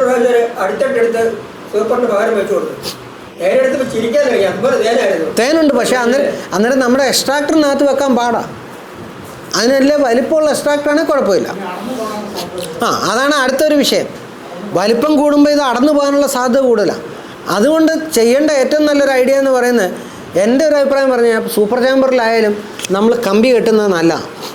ഇംഗ്ലീഷുകാർ ചെയ്യുന്ന പോലെ തന്നെ നമ്മൾ കമ്പി കെട്ടി അട കെട്ടിക്കുകയാണെങ്കിൽ അടന്നു പോകുന്നത് കുറയും. സാറ് പറഞ്ഞത് ശരി, 6 ഇഞ്ചിൻ്റെ ഫ്രെയിമാണെങ്കിൽ കൂടുതൽ തേൻ കിട്ടും. കാരണം അതിൽ 5 എണ്ണം വിട്ട് കൊടുക്കുന്നതെങ്കിൽ നന്നായിട്ട് നല്ല തേൻ കിട്ടും. പക്ഷേ പ്രശ്നം ഇതാ, എടുത്ത് വെച്ച് കറക്കുമ്പോൾ അട പറഞ്ഞങ്ങ് പോകും. അതൊരു വലിയ പ്രശ്നം. പിന്നെ ഉണ്ടാവുന്നവരെ കൊണ്ട് അട കെട്ടിച്ചുകൊണ്ട് വരണം. അപ്പോൾ നമുക്ക് നഷ്ടമാണ്. ഇല്ല, ഇതാണ് അവിടുത്തെ ഡ്രോബാക്ക്. ഇത്രയേ ഉള്ളൂ, അടന്നു പോകും. അതുകൊണ്ടാണ് നമ്മൾ ഒരു സൂപ്പർ കൊടുത്തിട്ട് 2ാം സൂപ്പർ കൊടുക്കുന്നത്. അപ്പം അടയ്ക്ക് വലിപ്പം കുറവായിരിക്കും, നമുക്ക് എടുക്കാനും കൈകാര്യം ചെയ്യാനും എളുപ്പമാണ്. ഒന്നാമത് തേൻ നല്ല വെയിറ്റ് അല്ലേ, അതുകൊണ്ടാണ്. അപ്പോൾ ഇത് മനസ്സിലായല്ലേ എങ്ങനെയാണ് കെട്ടും. നമ്മൾ നേരിട്ട് കെട്ടുമല്ലോ, അതുകൊണ്ടാണ് ഞാൻ പിന്നെ അത് വലിയ കാര്യമായിട്ട് എടുക്കാൻ. അതെ, അത് അങ്ങനെ 4ആയിട്ട് കെട്ടുമ്പോൾ ഏതടയായിരിക്കണം? ആ 4 അട വെച്ച് കെട്ടുമ്പോൾ എങ്ങനെയുള്ള അടയായിരിക്കണം? ഏറ്റവും പുതിയ അടയായിരിക്കണം. പഴയ അട അങ്ങനെ നമ്മൾ 4ആയിട്ട് മുറിച്ച് കഴിഞ്ഞാൽ ബാക്കി മേപ്പോട്ട് പണിയത്തില്ല, വരും, ഭയങ്കര താമസം വരും. സാർ ഇപ്രാവശ്യം ഒന്ന് പരീക്ഷ നോക്കിയോ? അല്ലെങ്കിൽ പഴക്കം ചെന്ന അടയാണെങ്കിൽ അത് ബാക്കി മേപ്പോട്ട് പണിയത്തില്ല, അങ്ങനെ തന്നെ വെച്ച് അറ്റം മാത്രം ഇച്ചിരി പണിതുകൊണ്ടിരിക്കും. പക്ഷെ പുതിയ അടയാണെങ്കിൽ അവർ പെട്ടെന്ന് തന്നെ കെട്ടി മേളിൽ കൊണ്ട് മുട്ടിക്കും. കളയാത്തതിന് പകരമാണ് നമ്മൾ ഈ സാധനം ഉപയോഗിക്കുന്നത്. വിരിഞ്ഞിറങ്ങിക്കോളും. ഇത് വെച്ച് കൊടുത്തു കഴിഞ്ഞാൽ വിരിഞ്ഞിറങ്ങുന്നവരെല്ലാം താഴെ പോന്നോളും. 2ാമത് റാണി മേളിൽ കയറി മുട്ടയിടത്തില്ല. അവിടെയാണ് നമ്മുടെ ഇതിൻ്റെ ഒരു ഗുണമെന്ന് പറയുന്നത്. അതായത് നമ്മുടെ തേനീച്ചക്കൂട്ടിന് ചെത്തിക്കളയേണ്ട ആവശ്യം വരുന്നില്ല, അത്രയും ഈച്ചയും കൂടെ നമുക്ക് കിട്ടും. അതാ ഏറ്റവും വലിയ പ്രയോജനം എന്ന് പറയുന്നത്.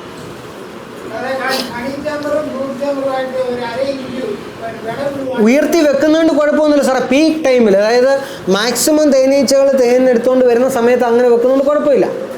പക്ഷേ അവിടെ ഒരു പ്രശ്നമുള്ളത്, നല്ല സ്ട്രെങ്ത് ഇല്ലാത്ത കൂട്ടിലാണ് അങ്ങനെ പൊക്കി വെക്കുന്നതെങ്കിൽ വാക്സിമോത്തിൻ്റെ ശല്യം കൂടും. നല്ല സ്ട്രെങ്ത് ഉള്ള സമയത്താണെങ്കിൽ കുഴപ്പമില്ല. സ്ട്രെങ്ത് കുറഞ്ഞ കൂട്ടിൽ ഈ കമ്പ് വെച്ചോ അല്ലെങ്കിൽ ചില ആൾക്കാർ പറയും കല്ല് വെച്ചൊക്കെ പൊക്കി വെക്കും. ആ പൊക്കി വെക്കുമ്പം കൂട്ടിൽ സ്ട്രെങ്ത് കുറവാണെങ്കിൽ മെഴുകുഴുക്കളുടെ ശല്യം വരും. റാണി അതുവഴി മേളിൽ കയറത്തില്ല. അല്ലേലും നമ്മുടെ സൂപ്പർ ചാമ്പറും പുഴുവറയും കൂടെ വരുന്നതിൻ്റെ ഇടയ്ക്ക് ഇങ്ങനെ ഒരു അല്പം വിടവ് കൊടുത്താൽ ഈ വിടവുള്ളത് കൊണ്ട് റാണി കയറാതിരിക്കത്തില്ല. ആ, ഭയം പാടില്ല, ഭയം പാടില്ല, അത്രയേ ഉള്ളൂ.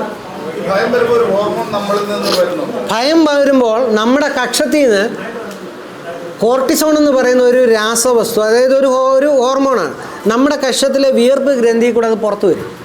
അങ്ങനെ പുറത്തു വന്നാൽ അത് ഏറ്റവും പെട്ടെന്ന് അത് മണത്തറിയാനുള്ള കഴിവ് തേനീച്ചയ്ക്കുണ്ട്. തേനീച്ചയുടെ ആ തുമ്പിക്കൈയിൽ ഏതാണ്ട് 6000-ലധികം വരുന്ന രോമങ്ങളുണ്ട്. ആ രോമം എന്ന് പറഞ്ഞാൽ മണം തിരിച്ചറിയാനുള്ള പ്രത്യേക കഴിവാണ്. അടിച്ചിട്ട് പോയാൽ നമ്മൾ കുത്തും. കാരണം എന്താ പറയുക, ശത്രു വന്നു എന്ന് പെട്ടെന്ന് മനസ്സിലായി. അപ്പം നമ്മൾ ഭയക്കാതെ തേനീച്ചപ്പെട്ടി കൈകാര്യം ചെയ്യുക, അത്രയേ ഉള്ളൂ.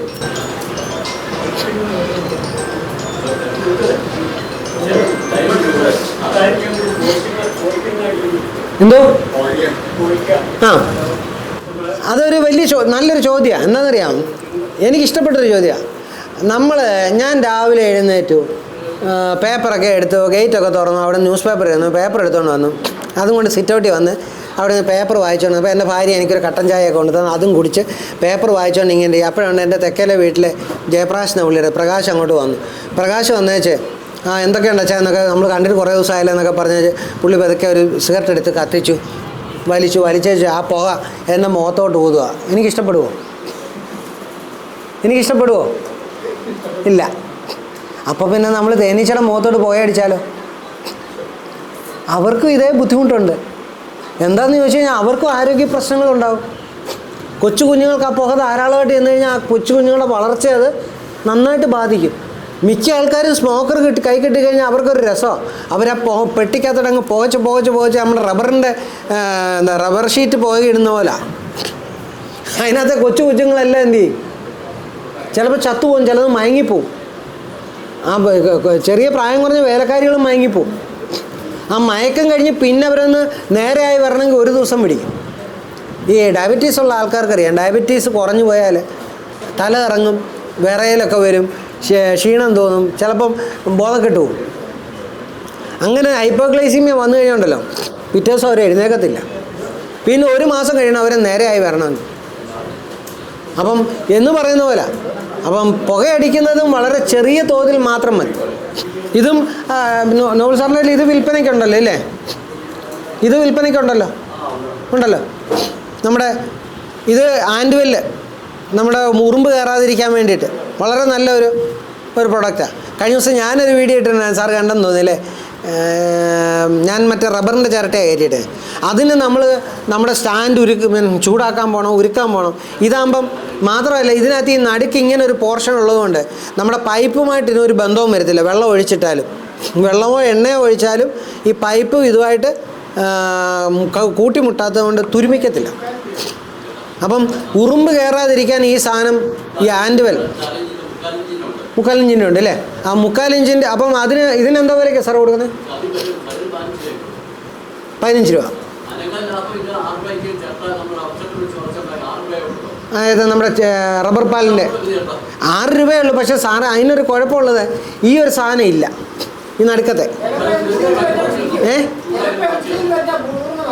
അല്ല, ഈ ഇങ്ങനെ നിർത്തണമെങ്കിൽ ഇതിനകത്ത് അകത്ത് ഒരു കൂമ്പന പോലെ.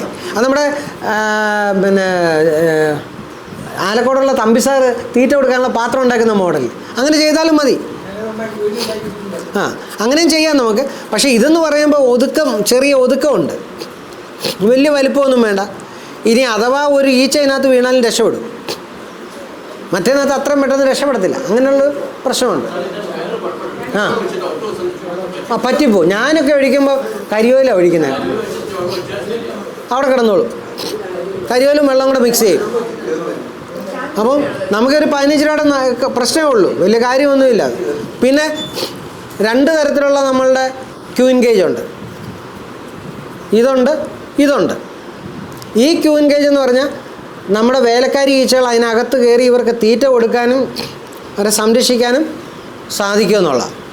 ഇത് അകത്ത് കയറാൻ പറ്റില്ല, പുറത്തുനിന്ന് തീറ്റ കൊടുക്കും, അകത്ത് കയറത്തില്ല. അപ്പം നമുക്ക് ഒരു കൂട്ടിൽ റാണിയുള്ളൊരു കൂട്ടിലേക്ക് ഇതിനെ ഒരു റാണിയെ കൂടെ വെച്ച് സംരക്ഷിക്കണമെങ്കിൽ ഈ കേജ് നമുക്ക് നല്ല കുഴപ്പമില്ല. ഇത് റാണിയുള്ള കൂട്ടിലേക്ക് ഇതിനെ കൊടുക്കാക്കത്തില്ല. കൊടുത്തു കഴിഞ്ഞാൽ അവിടെ ശരിക്കും ഇതിനകത്തൂടെയൊക്കെ കുത്തൊക്കെ നടക്കും. അങ്ങനെയുള്ള അപ്പോൾ ഇങ്ങനെയുള്ള റാണി കേജ് നമുക്ക് വേണമെങ്കിലൊരു റാണിയെ അത്യാവശ്യം അങ്ങോട്ടും ഇങ്ങോട്ടും കൊണ്ടുപോകാനും ട്രാൻസ്പോർട്ട് ചെയ്യാനും നമ്മുടെ കൂട്ടിൽ സംരക്ഷിച്ച് നിർത്താനൊക്കെ നമുക്ക് ഈ റാണി കേജ് വളരെ നല്ല. ഇത് നമുക്ക് നമുക്ക് പിന്നെ വേറൊരു ക്ലാസ് വരുമ്പം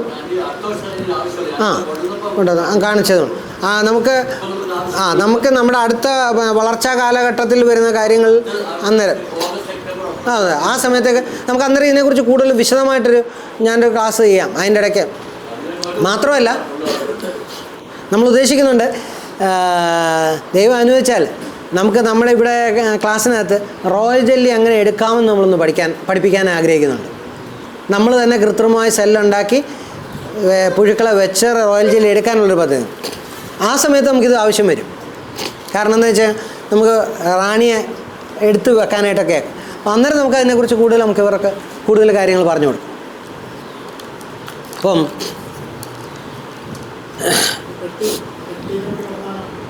അതെ നമുക്ക് ഇതിലേക്ക് പോകാം. അതിന് മുമ്പ് 1-2 കാര്യങ്ങളോട് പറഞ്ഞ് ചെങ്ങുക. കാരണം നമ്മുടെ അടുത്ത ക്ലാസ്സിന് വരുന്നതിന് മുമ്പേ നമ്മൾ തേൻ എടുക്കാൻ തുടങ്ങും. തേൻ എടുക്കുമ്പം ഒന്ന് നമ്മൾ വെച്ചിരിക്കുന്ന അറകളിൽ തേനീച്ചകൾ തന്നെ അടകെട്ടി തേൻ നിറച്ച് അതിനെ പ്രോസസ്സിങ് കഴിഞ്ഞ് അവർ സീല് ചെയ്തിരിക്കണം. ഒരു 80% സീൽ ചെയ്യാത്ത തേൻ എടുക്കാൻ പാടില്ല. അതിൻ്റെ കാരണം ഒന്നാമത്തെ കാര്യം ഇത് പാകമാകണം. നമ്മൾ വിചാരിക്കുമോ അവർ തിരിച്ച് കൂട്ടിൽ വെച്ച് കഴിഞ്ഞാൽ തേനായി, ഇല്ല. അതിന് പെർട്ടിക്കുലർ ടൈം വേണം. ആ ടൈമിലേ അത് പാകമാകത്തുള്ളൂ. അങ്ങനെ പാകമാകാത്ത തേൻ എടുക്കുമ്പോൾ അത് പെട്ടെന്ന് പുളിച്ചു പോകാനുള്ള സാധ്യത വളരെ കൂടുതലാണ്. റൈപ്പൺ ആകണമെന്നുള്ളതാണ് അതിനകത്തെ ഏറ്റവും വലിയൊരു പ്രത്യേകത എന്ന് പറയുന്നത്. അപ്പം അങ്ങനെ പാകമായ തേനെ നമ്മൾ എടുക്കാവൂ. ഒന്ന്, എടുക്കുന്ന തേൻ എടുക്കുമ്പോൾ തന്നെ അരിച്ച് സൂക്ഷിച്ചിരിക്കണം. എടുക്കുന്നതിന് മുന്നോടിയായിട്ട് നമ്മുടെ കൈയുമൊക്കെ നല്ല വൃത്തിയായിട്ട് കഴുകിയിരിക്കണം. എടുക്കുന്ന പാത്രവും നല്ല ശുചിയായിരിക്കണം, നല്ല വൃത്തിയായിരിക്കണം. കഴിവതും ഈ 80% സീൽ ചെയ്ത തേനാണെങ്കിൽ ഒരു വർഷം വരെ നമുക്ക് പ്രോസസ്സ് ചെയ്തില്ലെങ്കിലും കേടാകില്ല. അല്ലാത്ത തേന എടുക്കുന്നെങ്കിൽ എടുക്കുമ്പോൾ തന്നെ പ്രോസസ്സ് ചെയ്ത് സൂക്ഷിച്ചിരിക്കണം. തേനിൻ്റെ ഏറ്റവും പ്രത്യേകമായ ഒരു സ്വഭാവമാണ് ഹൈഗ്രോസ്കോപ്പിസിറ്റി എന്ന് പറഞ്ഞാൽ വലിച്ചെടുക്കാനുള്ള കഴിവ്. അപ്പം നമ്മൾ വെയിലത്ത് കൊണ്ട് തുറന്ന് വെക്കുകയാണെങ്കിൽ ശരിയാണ്, സൂര്യപ്രകാശത്തിൻ്റെ ചൂട് കൊണ്ട് അതിൽ നിന്ന് കുറേ ബാഷ്പീകരിക്കും, അതിൻ്റെ ഇരട്ടി അങ്ങോട്ട് വലിച്ചെടുക്കും. അപ്പം നമ്മൾ വെയിലത്ത് വെച്ചിട്ട് കാര്യമില്ല. അപ്പം ചില ഗ്രൂപ്പിലൊക്കെ നേരത്തെ എനിക്ക് തോന്നുന്നു വിനോദ് ഉണ്ടായിരുന്നെന്ന് തോന്നുന്നു. ആ സമയത്ത് ജലീൽ ഓർക്കുന്നില്ല, ഞാനുമായിട്ട് അടിയുണ്ടായ വലിയ പ്രശ്നമായി. അതായത് നമ്മുടെ UV ഷീറ്റ് ഇട്ടിട്ട് ഉണ്ടാക്കുന്ന ഷെയ്ഡ് ഹൗസ് ഉണ്ടല്ലോ, അതിനകത്ത് വലിയ കനം കുറഞ്ഞ രീതിയിൽ വലിയ സ്റ്റീൽ പാത്രത്തിൽ തേനൊഴിച്ച് വെച്ചിട്ട് അതിനെ ചൂടാക്കി കഴിഞ്ഞാൽ അതിനകത്ത് ജലാംശം പറ്റും. 2-3 ദിവസം വെയിലത്ത് അങ്ങനെ അതിനകത്ത് വെച്ച് കഴിഞ്ഞാൽ 3ാമത്തെ ദിവസം ആകുമ്പോൾ നല്ല അരക്ക് പോലെ ആവും. ആ തേൻ നമുക്ക് ജലാംശത്തെ വറ്റിച്ച് വിൽപ്പന നടത്താമെന്നും പറഞ്ഞ് ഭയങ്കരമായൊരു സംവാദം നടന്നു. അതിനുശേഷം നിലമ്പൂരിൽ നിന്നൊരു ചേട്ടൻ, പുള്ളിയാണത് കണ്ടുപിടിച്ചതെന്ന് പറഞ്ഞുകൊണ്ട് ഇപ്പോഴും യൂട്യൂബിലൊക്കെ പുള്ളിയുടെ ഒരു ഇതിട്ടിട്ടുണ്ട്. ആര് കണ്ടുപിടിച്ചാലും അത് തെറ്റാണ്. കാരണം ഇവരിതൊക്കെ കണ്ടുപിടിക്കുന്നതിന് മുമ്പേ നമ്മുടെ മാവേലിക്കര ഹോർട്ടികോർപ്പിൻ്റെ ഓഫീസിൽ പ്രോസസ്സിങ് പ്ലാന്റ് വെക്കുന്നതിന് മുമ്പേ ഞങ്ങൾ ഈ പരീക്ഷണങ്ങളെല്ലാം നടത്തി കഴിഞ്ഞായിരുന്നു. ഇങ്ങനെ നമ്മൾ ജലാംശം വറ്റിച്ച തേൻ എടുത്തുകൊണ്ട് പോയി ടെസ്റ്റ് ചെയ്യാൻ കൊടുത്തപ്പം അതിനകത്ത് HMF എന്ന് പറയുന്നത് 110, നമ്മുടെ ഇവിടെ അനുവദിച്ചിരിക്കുന്നത് 80. അത് പ്രത്യേകിച്ച് 3 ദിവസമൊക്കെ വെച്ച് കഴിയുമ്പോഴത്തേനും അങ്ങ് ഹൈ ലെവലിലെത്തും. അത് ആ സാധനം എന്ന് പറഞ്ഞാൽ പഞ്ചസാര കഴിക്കുന്നതിനേക്കാളും അപകടമാണ്. കാരണം അതിനകത്ത് ഹൈഡ്രോക്സി മീഥൈൽ ഫെർഫറോൾ എന്ന് പറയുന്ന സാധനം വരുന്നത്. ഈ മീഥൈൽ നമ്മുടെ ശരീരത്തിൽ ചെന്നാൽ ചില ആൾക്കാർക്ക് ദേഹം മുഴുവൻ ചൊറിഞ്ഞു കടിക്കും, ശ്വാസം മുട്ടൽ വരും, കിഡ്നിക്ക് പ്രശ്നം ഉണ്ടാവും, നമ്മുടെ കരളിന് പ്രശ്നം വരും. ഇതൊക്കെ നമുക്കുണ്ടാകുന്നതാണ്. അതെ, ചൂട് കൂടിയതുകൊണ്ട് നമുക്ക് കൺട്രോൾ ചെയ്യാൻ പറ്റത്തില്ല. ഇതിനകത്ത് വെച്ച് കഴിഞ്ഞാൽ പറ്റും. എങ്ങനെയാണെന്നറിയാം, നമുക്ക് ഒരു പർട്ടിക്കുലർ ചൂടിലെത്തിക്കഴിഞ്ഞാൽ ഓട്ടോമാറ്റിക്കലി ഫാൻ ഓൺ ആകണം. അതിനകത്ത് ചൂട് എയർ അടിച്ച് വെളിയിൽ കളയണം, പുതിയ എയറിനെ അകത്തേക്ക് അടിച്ചു കൊടുക്കണം. ഇങ്ങനെയുള്ള സംവിധാനങ്ങളൊക്കെ അതിനകത്ത് വേണം. മാത്രമല്ല ഒരു ടൺ തേനൊക്കെ പിന്നെ വെള്ളം വറ്റിച്ചെടുക്കേണ്ടതൊക്കെ എങ്ങനെ എത്ര പാത്രം വെച്ചാൽ പറ്റും? അപ്പോൾ അതിനകത്തുള്ള പ്രശ്നം ഇതാണ്, നമ്മൾ കൃത്യമായ ചൂട് നിയന്ത്രിക്കാൻ ഉള്ള സംവിധാനം ഉണ്ടെങ്കിലോ ആ നമുക്കിറങ്ങാം. അപ്പം നമുക്ക് പിന്നെ ഒന്ന് ശുചിത്വമുള്ള പാത്രം വേണം, ശുചിയായിരിക്കണം. നമ്മളെടുക്കുന്ന തേൻ അരിച്ച് തന്നെ സൂക്ഷിച്ചു വെക്കണം. പല ആൾക്കാരും അരിക്കത്തില്ല. ആ ആ നമുക്ക് ഹണി പ്രോസസ്സിങ് പ്ലാന്റ് ഉണ്ട്, അവിടെ കൊടുത്ത് ചെയ്യുന്നതാണ് ഏറ്റവും നല്ലത്. ഇപ്പം ഇന്ന് നമ്മുടെ പഞ്ചായത്ത് പറഞ്ഞില്ലേ നമുക്കൊരു നോക്കട്ടെ എന്ന് പറഞ്ഞില്ലേ, നമുക്കിപ്പോൾ മിനിയേച്ചർ പ്ലാന്റിൻ്റെ ആവശ്യമുള്ളൂ. നമുക്ക് ഈ ഒരു 5 ലക്ഷം രൂപ 6 ലക്ഷം രൂപയ്ക്കാണ് ഒരു പ്രാവശ്യം 100 കിലോ, അങ്ങനെ 3 പ്രാവശ്യം 300 കിലോ ഒരു ദിവസം ചെയ്യാം, പ്രോസസ്സ് ചെയ്യാം. അത് വലിയ പ്ലാന്റാണ്. അപ്പം നമുക്ക് നോളിയേട്ടാ ഇവിടെ പഞ്ചായത്തുമായിട്ട് സംസാരിക്കുമ്പോൾ നമുക്ക് മിനിയേച്ചർ പ്ലാന്റ് മതി. നമുക്ക് വലിയ 300 കിലോയുടെ പ്ലാന്റ് വേണ്ട, 100 കിലോയുടെ പ്ലാന്റ് മതി. കാരണം ഇവിടെ എന്നും നമുക്ക് പ്രോസസ്സ് ചെയ്യാമല്ലോ. അല്ലാതെ ഒരാൾക്ക് ഇപ്പോൾ 1 ടൺ തേനുണ്ടെങ്കിൽ അത് ഒരു ദിവസം കൊണ്ട് പ്രോസസ്സ് ചെയ്ത് മാറുണ്ടാവും. അപ്പോൾ ഇതൊക്കെ ചെയ്താൽ മതി. ഒരു ദിവസം 300 കിലോ ചെയ്യാം. അത്രയും ഒരു പ്ലാന്റിന് 5 ലക്ഷം രൂപ 5.5 ലക്ഷം രൂപയേ ആവുള്ളൂ. ഇനി അത് കുറയാൻ സാധ്യതയുണ്ട്. ഓക്കെ, അത് വരുമ്പോൾ എന്നോടൊന്ന് പറഞ്ഞാൽ നമുക്ക് വെച്ചിട്ടുണ്ടെങ്കിൽ പറഞ്ഞാൽ നമുക്ക് കൊട്ടേഷൻ മേടിക്കാനുള്ള ഒരാളിനെ ഞാൻ പറഞ്ഞുതരാം. നമ്മുടെ ഓട്ടിക്കുറപ്പിൽ കൊടുത്തിരിക്കുന്ന ആൾ ഭയങ്കര റേറ്റാണ്. അല്ലാതെ അയാളുടെ കൂടെ ചെയ്തിരുന്ന ഒരാൾ പിണങ്ങി മാറി ചെയ്യുന്നുണ്ട്. അവരാണിപ്പം പാല ഹരിതത്തിന് വേണ്ടി ചെയ്യുന്നത്. അവർക്ക് ഒത്തിരി റേറ്റ് കുറഞ്ഞു. അല്ല സാറേ, അതേ ക്വാളിറ്റി ആ മെഷീൻ ഉണ്ടാക്കിയ ആളാണ് ഇപ്പം നമുക്ക് പാല ഹരിതത്തിന് വേണ്ടി ചെയ്യുന്നത്. അവർ റേറ്റ് കുറച്ച് ചെയ്യും. മറ്റേ പുള്ളിക്ക് ഭയങ്കര റേറ്റ് ആണെന്നേ ഉള്ളൂ. അപ്പം നമ്മൾക്കിവിടെ പഞ്ചായത്തിൻ്റെ സമ്മതം മൂളുവാണെങ്കിൽ നമുക്ക് ചെറിയ മെഷീൻ വെച്ചാൽ മതി. വരുന്നു ഇന്ന് നാളെ മറ്റോ എൻ്റെ തറക്കല്ലിടിയിലാണ് കെട്ടിടത്തിൻ്റെ തോമസ് സാറ് വിളിച്ചിരുന്നു. എന്തോ അച്ഛന്മാരുടെ പാലായിൽ വരുന്നുണ്ട്. അത് വന്നോട്ടെ. നമുക്ക് നമ്മുടെ നാട്ടിൽ നമുക്ക് പഞ്ചായത്തിൻ്റെ ഒരു പഞ്ചായത്ത് ചെയ്യും സാറേ, നബാർഡ് നമുക്ക് സഹായം തരും. അപ്പോൾ പഞ്ചായത്തിന് നബാർഡും കൂടെ സഹായം തരുവാണെങ്കിൽ ഭൂമിയുടെ ഇതിൽ തന്നെ നമുക്കത് വേണേൽ സ്റ്റാർട്ട് ചെയ്യാം. കാരണം നമുക്ക് ഈ കെട്ടിടം മതി, ഈ കെട്ടിടത്തിൻ്റെ കുറച്ച് ഭാഗം കിട്ടിയാലും മതി, അല്ലെ അപ്പുറത്തെ ഷെഡിനകത്ത് ചെയ്യാവുന്നേ ഉള്ളൂ. അപ്പം എല്ലാവരും ചേർന്ന് നമ്മളിപ്പോൾ നിങ്ങൾ ഇത്രയും പേര് ഗ്രൂപ്പിന് ഇത്രയില്ലേ, ഈ നിങ്ങളെല്ലാം കൂടെ ചേർന്ന് ഒരു അംഗമാകുക. എന്നിട്ട് നമ്മൾ കമ്പനി ഫോം ചെയ്തുകൊണ്ട് നിങ്ങളുടെ അംഗത്തെ ഫീസായിട്ട് അതിനകത്തൊരു 10,000 രൂപ ഓരോരുത്തരിടുക. അപ്പോൾ തന്നെ 30 പേരുണ്ട്, 30,000 രൂപയില്ലേ. അത് മതി. അവർക്ക് ഈ നബാർഡിന് അത് മതി. ബാക്കി പൈസ നബാർഡ് തരും. അതിൻ്റെ ബാലൻസ് വരുന്നത് പഞ്ചായത്തൂടെ തരുവാണെങ്കിൽ സുന്ദരമായിട്ട് നമുക്കിത് ചെയ്തെടുക്കാം. അതിനുള്ള സംവിധാനം നമുക്ക് ചെയ്യാം. എനിക്ക് പരിചയമുള്ള എന്ന് പറഞ്ഞാൽ ഇത് ഇങ്ങനെ ചെയ്ത് കൊടുക്കുന്ന പ്രൊജക്റ്റ് റെഡിയാക്കി ഇടുന്നവരുണ്ട്. അവരെ കൊണ്ട് നമുക്ക് ചെയ്യിപ്പിക്കാം. അപ്പോൾ അത് നമുക്ക് ചെയ്യാൻ പറ്റും. അപ്പം തേനെടുത്താൽ ഒന്ന് പ്രോസസ്സ് ചെയ്യുന്നതാണ് ഏറ്റവും നല്ലത്. ഡബിൾ ബോയിലിംഗ് മെത്തേഡ് നമുക്ക് ചെയ്യാം, അടുപ്പ് വെച്ച് ചൂടാക്കാം. പക്ഷേ അത് 21% വരെ നമുക്ക് കൊണ്ടുപോകാൻ പറ്റത്തുള്ളൂ. 21-21.5% കൊണ്ടുവരാം. അതിൽ താഴോട്ട് പോകത്തില്ല. 20 നമ്മൾ പറയുന്ന 20 താഴെ ആക്കിയാൽ പെട്ടെന്ന് കട്ട പിടിക്കും. അപ്പോൾ 20, 20.1, 20.5 ആക്കിയാൽ 20.5 വരെ FSSAI നമ്മൾ അനുവദിക്കുന്നുണ്ട്. അപ്പം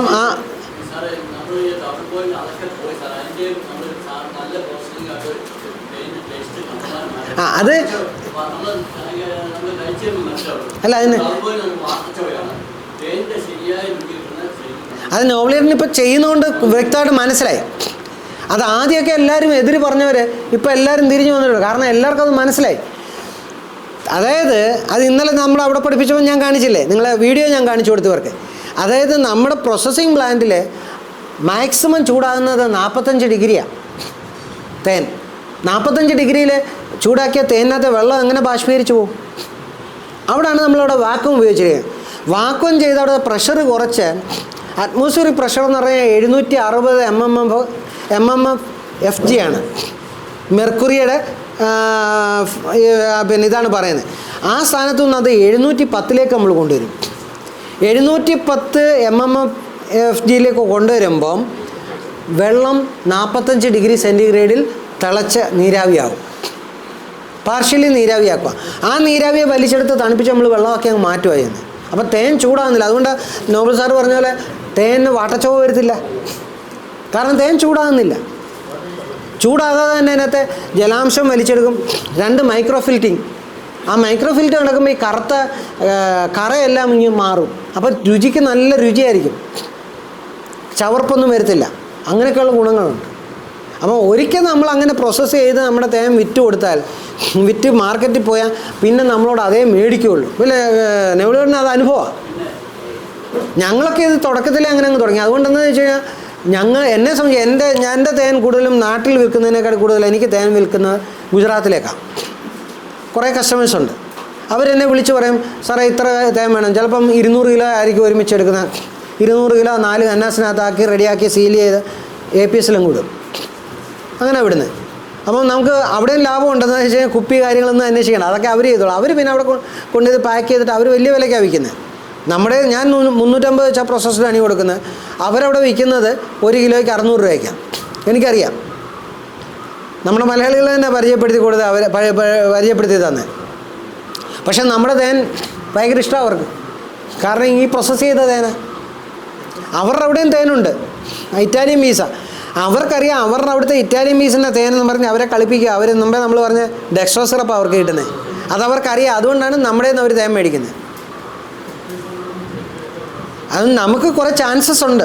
ഇങ്ങനെ ഒത്തിരി ആൾക്കാരുണ്ട് കേട്ടോ. ഓറീസിൽ നിന്നൊക്കെ ആൾക്കാർ നമ്മളെ കോൺടാക്ട് ചെയ്യുന്നു. അപ്പം നമുക്ക് ഒരു കാര്യം ഞാൻ അപ്പോൾ ഹൈജനിക്കായിട്ട് നമ്മൾ തേൻ എടുത്തിരിക്കണം. തേൻ എടുത്താൽ ഉടനെ നമ്മൾ അരിച്ച് സൂക്ഷിക്കണം. അരിച്ച് സൂക്ഷിച്ചിട്ടില്ലെങ്കിൽ ഈ പറയുന്ന ഈ കയ്യേ കാലൊക്കെ തേനീച്ചയുടെ ചിറകൊക്കെ അതിനകത്ത് കിടന്നു കഴിഞ്ഞാൽ പെട്ടെന്ന് ഈസ്റ്റ് സെല്ല് വളർന്നിട്ട് അതിനകത്ത് പുളിക്കൽ തുടങ്ങും. പുളിക്കുന്ന സ്റ്റേജിലെത്തിയാൽ തേനിൻ്റെ ആ ക്വാളിറ്റി കുറയും. എത്ര പ്രോസസ്സ് ചെയ്താലും പുളിച്ച തേൻ പിന്നെ രുചി നോക്കുമ്പോൾ പുളിപ്പുണ്ടാവും. ഇല്ലേ? ശരിയല്ലേ? അത് പുളിപ്പ് വന്നു പോയാൽ പുളിപ്പാണ്, അതിനെ മാറ്റാൻ ഒക്കത്തില്ല. അപ്പം ഇപ്പം നമ്മൾ സ്ഥിരമായി കൊടുത്തുകൊണ്ടിരിക്കുന്ന ആൾക്ക് അത് പെട്ടെന്ന് മനസ്സിലാവും. അപ്പോൾ അതുകൊണ്ട് നമ്മൾ തേനീച്ച വളർത്തുന്ന കർഷകൻ പുളിക്കാൻ ഇടയാക്കരുത്. പാത്രം നല്ലതായിരിക്കണം. പാത്രം എടുക്കുമ്പോൾ കഴിവതും ഫുഡ് ഗ്രേഡ് പാത്രം എടുക്കണം. നമ്മൾ സാധാരണ എപ്പോഴും യൂസ് ചെയ്യുന്നത് നമ്മുടെ ഈ ഫോമിക് ആസിഡ് വരുന്ന കന്നാസ, എളുപ്പത്തിന് വേണ്ടിയിട്ടും കട്ടി കൂടുതലായിട്ടാണ് നമ്മളത് ചെയ്യുന്നത്. അങ്ങനെ നിങ്ങൾ ഫോമിക് ആസിഡിൻ്റെ കന്നാസാണ് എടുക്കുന്നതെങ്കിൽ ഒരു 3 പ്രാവശ്യമെങ്കിലും നീറ്റുകക്ക കലക്കിയ വെള്ളത്തിൽ ഒഴിച്ച് അടച്ചു വെച്ച് ഒരാഴ്ച വീതം വെച്ച് അതിനെ ന്യൂട്രലൈസ് ചെയ്ത് ക്ലീനാക്കി നമ്മുടെ പിന്നെ കാറൊക്കെ വാഷ് ചെയ്യുന്ന സർവീസ് സ്റ്റേഷനിൽ കൊണ്ടുപോയി ശരിക്ക് അടിച്ച് കഴുകി വൃത്തിയാക്കിയതിന് ശേഷം മാത്രമേ അത് യൂസ് ചെയ്യാവൂ. എന്നാൽ തന്നെ അതിനകത്ത് ചെറിയ തോതിൽ ഫോമിക് ആസിഡിൻ്റെ ഇത് വരും. അതുകൊണ്ട് വളരെ ശ്രദ്ധിക്കണം. നമ്മൾ അതിനകത്ത് ഈ ചുണ്ണാമ്പുവെള്ളം നിറച്ചതിനെ ന്യൂട്രലൈസ് ചെയ്ത് കളയണം. ചുണ്ണാമ്പുവെള്ളമോ അല്ലെങ്കിൽ അപ്പക്കാരത്തിന് നല്ല വിലയല്ലേ. അപ്പോൾ ചുണ്ണാമ്പുവെള്ളം ഏറ്റവും കൂടുതൽ എടുക്കുന്നതാണ് ഏറ്റവും നല്ലത്. എടുത്ത് അതിനെ ന്യൂട്രലൈസ് ചെയ്തിട്ട് റെഡിയാക്കി ക്ലീൻ ചെയ്തിട്ട് വേണം അത് ഉപയോഗിക്കാൻ. പിന്നെ ഈ തേൻ സംഭരിച്ച് സൂക്ഷിച്ച് വെക്കുന്നതാണ് അധികം തണുപ്പടിക്കാത്ത പോലെ വെക്കണം. അപ്പം കഴിവതും പലക എന്തെങ്കിലും നിരത്തിയിട്ടിട്ട് അതിന് മുകളിൽ വേണം നമ്മൾ കന്നാസ് വെക്കാൻ. അല്ലെങ്കിൽ കട്ട പിടിക്കാനുള്ള പ്രവണത കൂടുതലായിരിക്കും. പിന്നെ കഴിവതും ഷീറ്റ് ഇട്ട റൂമിനകത്ത് വെക്കുന്നതായിരിക്കും ഏറ്റവും നല്ലത്. എന്നാൽ ഓവർ ചൂടുണ്ടായി കഴിഞ്ഞാൽ നമ്മുടെ തനിയെ ഇരുന്ന് HMF വർദ്ധിക്കും. അപ്പോൾ അതും നമ്മൾ ഒത്തിരി തണുപ്പില്ലാത്ത അധികം ചൂടില്ലാത്ത റൂമിലിനെ സൂക്ഷിക്കാൻ ശ്രദ്ധിക്കുക. ഇത്രയും കാര്യങ്ങൾ നമ്മളവിടെ ശ്രദ്ധിക്കണം. പിന്നെ പെസ്റ്റിസൈഡ് നമ്മൾ തേൻ കൊണ്ടുവന്ന് ഇങ്ങനെ വെച്ചിരിക്കുക, ഉറുമ്പ് വരുമെന്ന് പറഞ്ഞുകൊണ്ട് ഉറുമ്പ് പൊടി ഒന്നും എന്ത് ചെയ്യരുത്, ഈ റൂമിനകത്തൊന്നും വാരി ഇട്ട് കളയരുത്. ഞാൻ ഒരിടത്ത് ചെന്നപ്പോൾ ഞാൻ കണ്ടു അവിടെ നമ്മുടെ ഫെൻവാൾ എന്ന് പറഞ്ഞൊരു സാധനമാണ്. അത് ആ റൂമിൽ മുഴുവൻ വാരി നിരത്തിയേക്കുക. ഒരു മനുഷ്യൻ നടന്നാൽ പോലും അങ്ങോട്ട് എത്തത്തില്ല, അത്രയും വീതിക്കായത് ചേറിയേക്കുന്നത്. എന്നിട്ടാണ് നടുക്കി തേൻ വെച്ചിരിക്കുന്നത്. അത് തേൻ വലിച്ചെടുക്കും. അങ്ങനെയൊക്കെയുള്ള പ്രശ്നങ്ങളുണ്ട്. അപ്പം അത് നമ്മൾ വളരെ ശ്രദ്ധിക്കുക. നമുക്കൊരു കാര്യം ചെയ്യാം, ഇനി നമുക്ക് നമ്മുടെ കൂട്ടിലേക്ക് തന്നെ നേരിട്ട് പോകാം. അത് എന്നാലേ നമുക്ക് കൂടുതൽ കാര്യങ്ങൾ മനസ്സിലാക്കാനും പഠിക്കാനും പറ്റത്തുള്ളൂ.